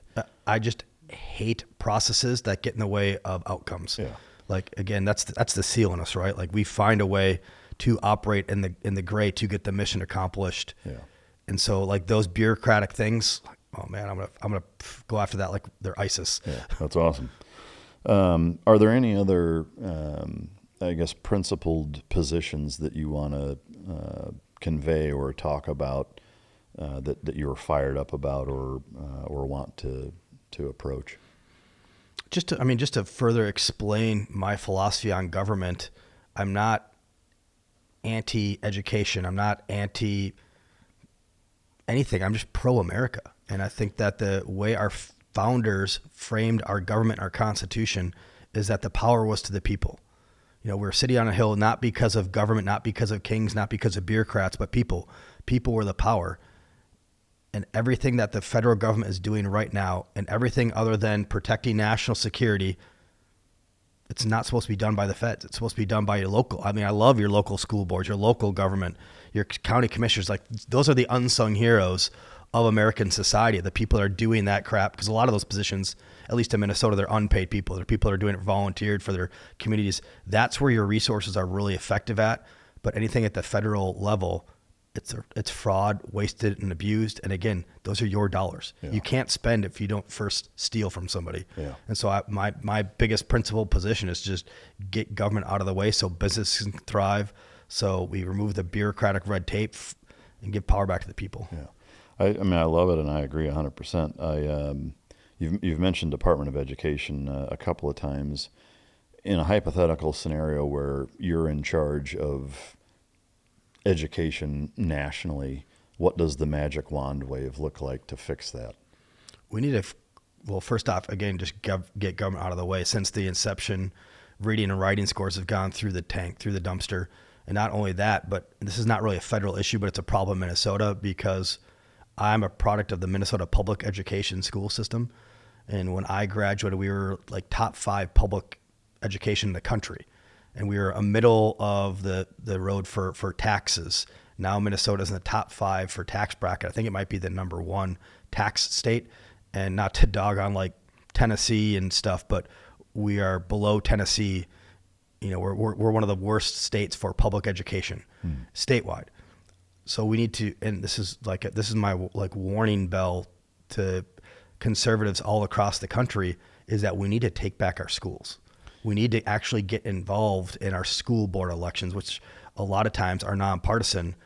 But when I travel all around the state right now in Minnesota, I'll be going to all these ruby red areas of the state, because Minnesota, truly, it's a Verizon map. You have Minneapolis, St. Paul, and the entire rest of the state is red. But they're not paying attention to their local school boards. So we're electing these radicals, that are indoctrinating our children. And so what's the result of that? You have the largest homeschooling percentage right now in Minnesota than ever before. And I think that's similar. Nationwide. Yeah, I think that's nationwide. Like those trends are people are getting, they're losing confidence in their education systems, but they're not getting in the fight. Does it make sense to disband the DOE and put or allocate that funding to each state to let them use it as they see fit? Yeah, you're not even allocating funding at that point. You're letting the tax dollars go from your bank account to your local school board, which are effective. Your local school board, they have the much higher propensity to be effective than sending all your dollars out to Washington to then get broken up and get, where Washington's priorities are instead of you and your home and your family and your neighborhood. And that's the thing is, if you look at like what's really gotten expensive in schools, it's all the bureaucrats again. It's the administrators. It's all these other things. It's not teachers. Teachers pay from like 1970 or something. It's only gone up like 3%.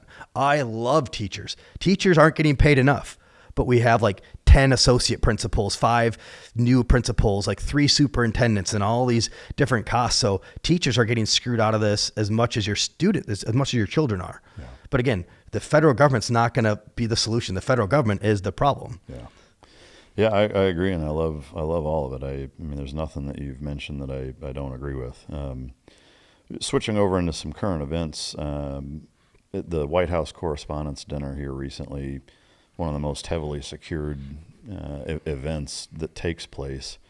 Given what happened, is there any part of that is alarming to you that you see as a failure, whether it's Secret Service or administration or just whatever? I mean, like it being the third attempt on Trump's life obviously is pretty telling in a lot of other ways, but that incident in particular, do you have an opinion on the failure there, if there was one? Well, I mean, it certainly was a failure, right? Because that happened, but there was also, it wasn't successful.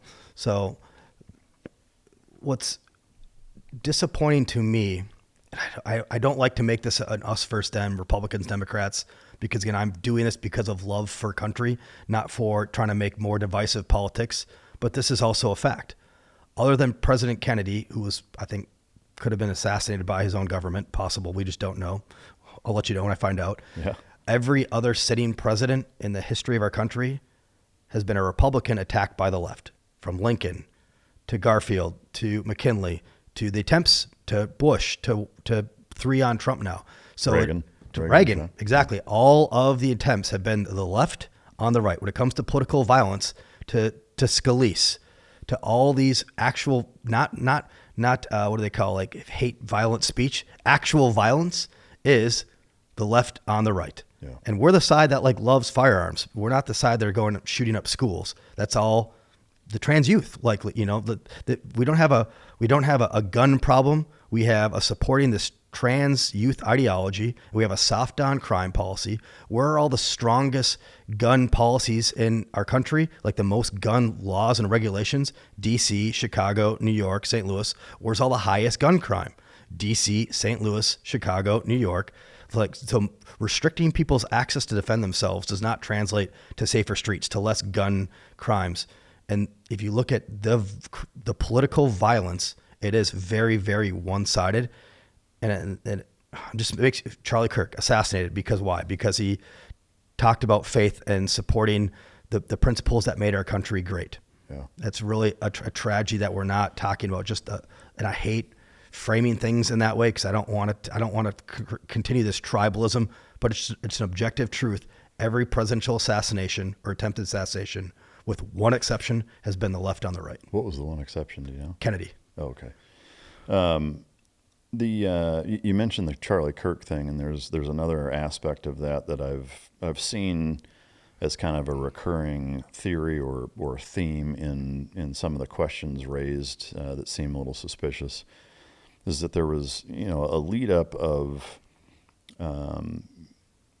basically Israel trying to or components of the Israeli government, even including Netanyahu, of trying to financially support Turning Point, and Charlie Kirk turning that down, and it getting to be a pretty tumultuous level, but right before he was killed. There's been a lot of speculation and theory, both with involvement from that angle as well as Israeli involvement within U.S. politics, that seems to continue to get brought to the surface, with people having concern and seeing a lot of connections. Do you have a perspective on that as it relates to U.S. policymakers and that correlation, and our staunch support for the nation of Israel and some of the ongoings overseas with what we provide for them versus what they provide for us being fairly one-sided, at least from what it seems? Do you have a position on that? When you say one-sided, which side? Well, so this is, maybe an overgeneralization, but let's say all of our military excursions in the Middle East, with the exception of right now, with i.e. Iran, whether it was Afghanistan, Iraq, the times where it would have been nice to have as many people support, Afghanistan and Iraq being the most recent and biggest examples of so many other countries helping us in those regions. Israel didn't. When you look at our involvement in the Middle East and our staunch support for Israel as a nation, in what we get out of that, other than just people saying, well, it's the right thing to do, asking, well, why is it the right thing to do? Like, a relationship is or should be two-sided in every instance to a large degree. I see a lot of people commenting and asking questions about why it seems like it's such a one-sided approach, and that there's a heavy involvement of Israeli government influence into American politicians. I think it's probably undeniable what the last part you mentioned is true, but people don't recognize that they are an ally in the region, and on almost every single foreign policy position in that region, our interests are congruent. So it's not like we're fighting for Israel. Our interests are aligned. And when you talk about one-sided in a misproportioned way, I think it's important to look at the context of just how small Israel is.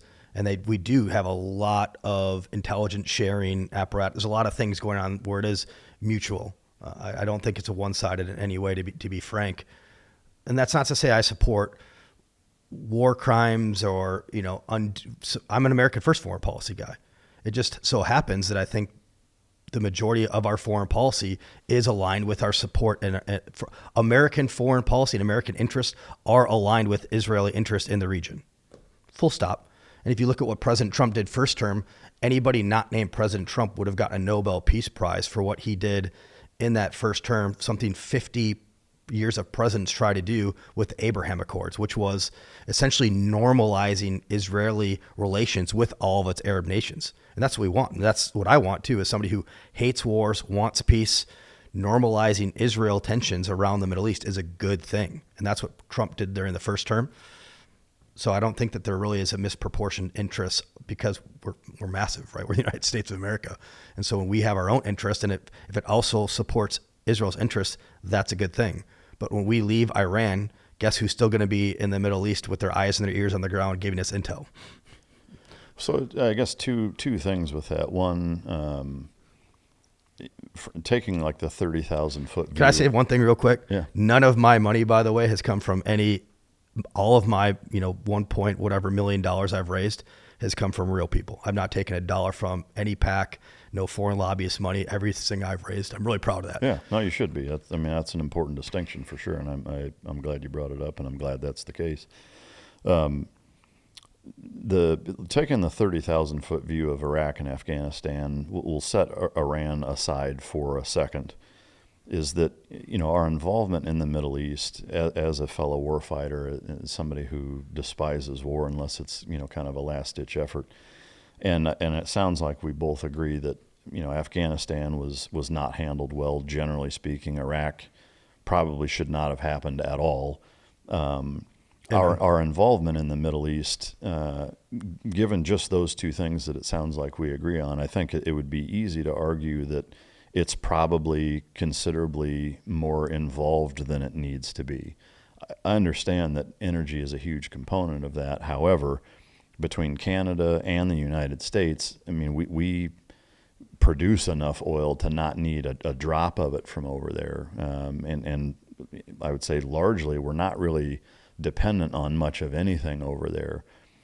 From my perspective, and I'm curious what yours is that we have a much higher involvement. I'm not saying no involvement should be necessarily the case, but I do think that some of the things that we do kind of hamster wheel us into continuing to have aligned interests with Israel or even some of the other Gulf states. Whereas if we said, okay, hey, if we're hypothetically going to have nuke power and enough oil and natural gas production between here and Canada and maybe even now Venezuela, at least keeping it in the Western Hemisphere, that there's no dependence or reliance on any country over there, that by default leaves us with far less things to even foreign entanglements. Yeah, need to be aligned with Israel on. Yeah. And so some of it is that while I don't disagree with the way that we've handled things, a lot of our ideals and interests are aligned with Israel, but I don't think a lot of them even need to be there.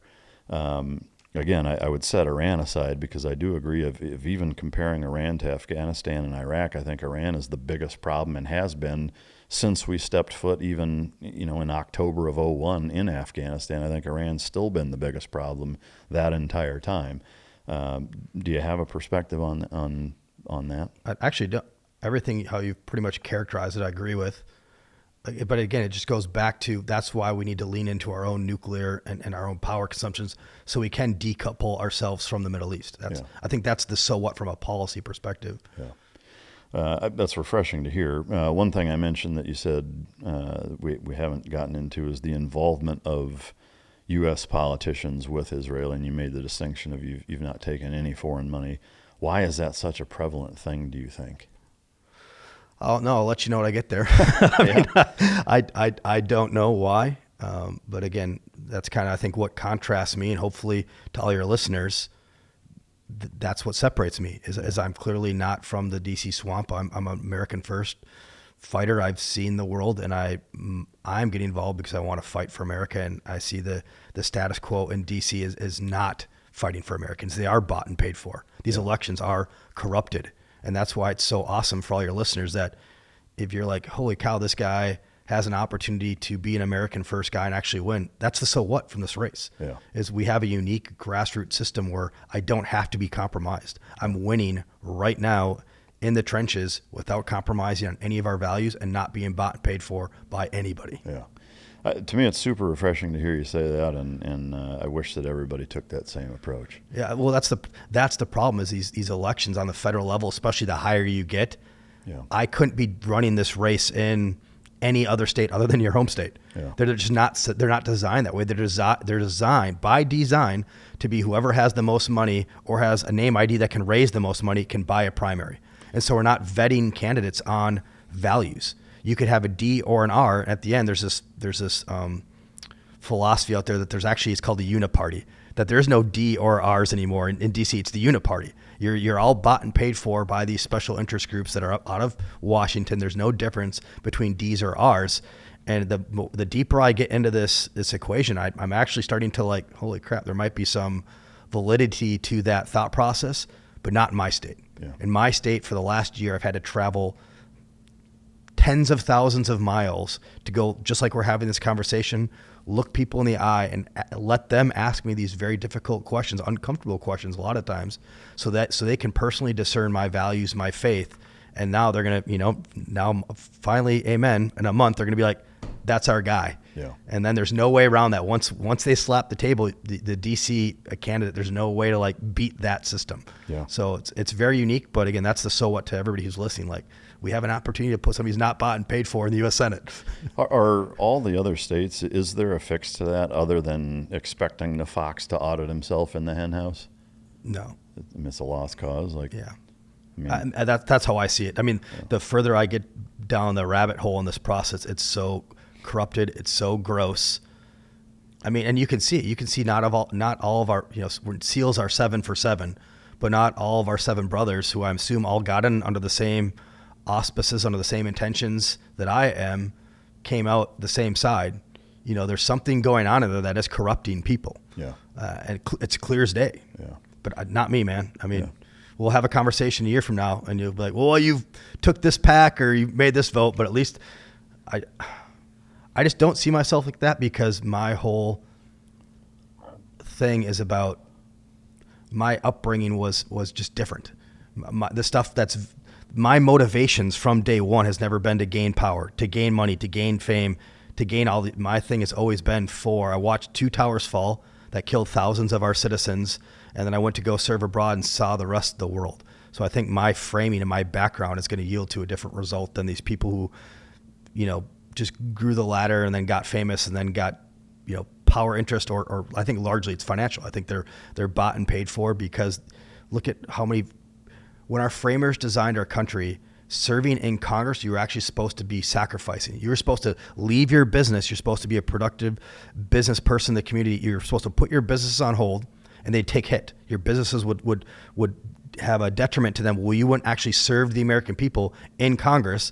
And then, by the way, you were supposed to leave Congress. It wasn't supposed to be your job. And then you come back with all that gained experience and you serve the country. And then the next person went and filled your seat. Now, it was never supposed to be your job. Now people go to Congress with, $30,000 in debt, $100,000 in debt, and they come out, $100 million, $200 million. It's antithetical of how our framers designed our country, which is why I've also signed the term limits pledge already. Yeah. We need to not have these career politicians. We need the people that are going there to sacrifice, just like you and I did for our country on the battlefield, and then come out and do something, then go join your Boeing board or your Lockheed Martin or whatever your bullshit you're going to do. But you're not supposed to go in there to get rich. Yeah, I agree. The term limits thing is an interesting, proposition or issue, in that, from my perspective, like at the most fundamental level, the election should serve as a term limit, should it not? Yes. So I love that you said that. So it took me actually a good amount of research and time to come to that conclusion, because as I told you, I'm a constitutional guy.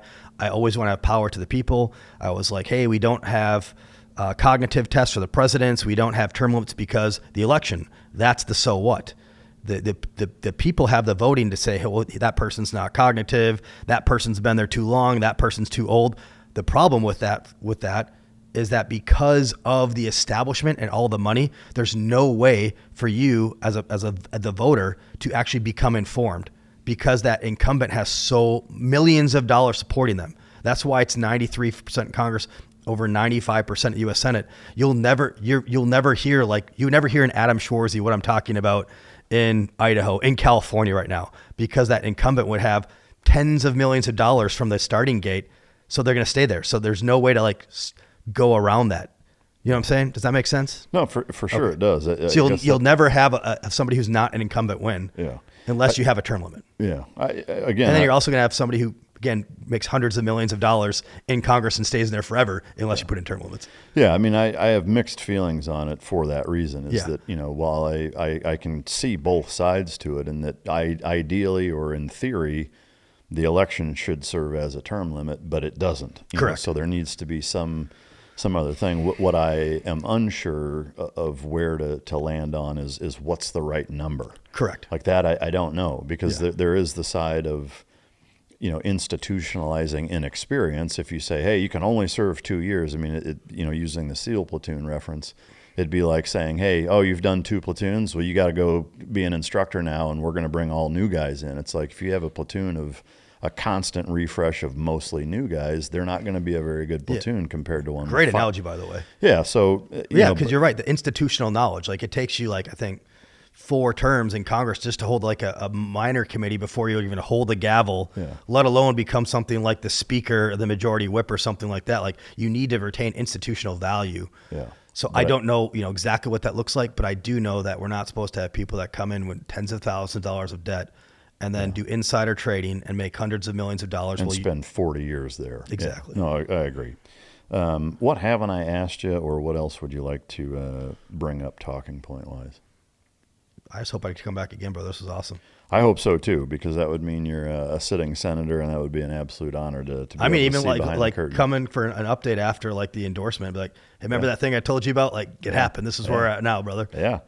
No, that sounds awesome. Well, man, I can't thank you enough for taking the time. I know you're super busy, 5 days off and a year and change, to come sit down and answer all these questions and give people a fresh and refreshing perspective on politics, especially at that level. You know, Senate is a huge deal, and you know it's a longer term. It's a very elite position within the U.S. government, and a very revered and important position. And you know, I was talking a little bit on our last break about you know, kind of my thoughts on your experience and you know why I truly hope that you get elected and are in that position. You know, the experience that you have is not just well-rounded, it's well-rounded in a lot of ways. And I think to have somebody at that level who's been a really young man fighting, you know, in a foreign land, in the trenches, you know, to the largest degree that can be fought, and then systematically, you know, get promoted and become an officer and go to an even more elite team, and then do secret stuff, intelligence stuff, nuclear stuff, foreign policy stuff, get the education side in multiple ways of what I would consider a foreign policy certification of sorts. You know, and have the humble upbringing that you had. I mean, it's such a good mix of everything that, at least for me, and I think for a lot of people, are all qualifications that I want and like to see and think are super helpful for a position like that. So, I mean, I hope like hell that you make it, and you know, I'll be cheering you on the whole way for sure. So. Thanks, man. Can I make a plug? Yeah. So if you're one of I know you're very popular, and I wouldn't go that far, but you're very popular. You're being humble. You're a Midwest guy at heart, though, so it makes sense. But if you liked what I had to say today, then I don't care if you're in Minnesota or Texas or anywhere. This is the United States Senate, and we have a 20-year opportunity, and that it is a vacancy. It's not an incumbent. I'm not fighting against the tens of millions of dollars. I have an open playing field, but truly, every $5 matters. I mean, if you went to my website at Schwarze for Senate, SCHWARZE for Senate.com. First off, watch my launch video. I do all my own stunts. You'll have a good laugh at that when you watch the video.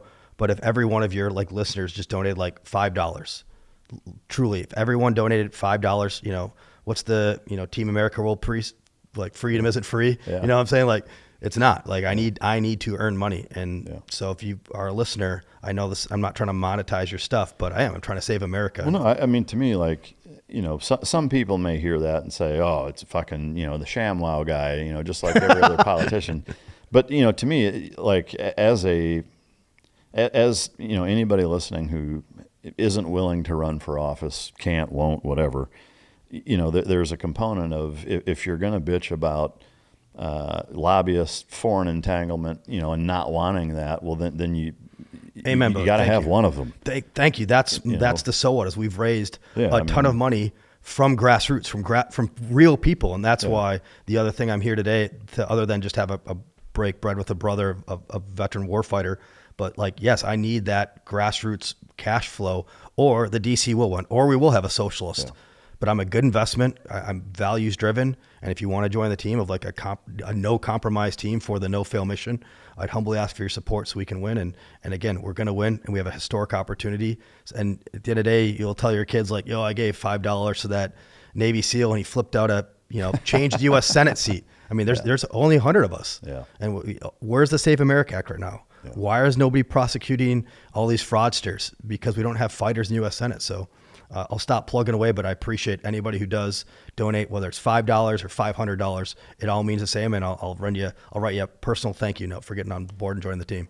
Amen, man. I appreciate it. Thanks, Mike. God bless, brother. Yeah, likewise. To the viewer/listener, I hope you appreciated the refreshing take, that you've heard today, because I know I sure have, and to me, it's guys like this that both deserve and should be in positions like that. That I think for our government to have any hope of reclaiming the greatness that I believe it once had, and over the years has been degraded a significant part, is having people like this in office. So I hope you enjoyed it. If you didn't, you can choke yourself. Until next time, this is Mic Drop.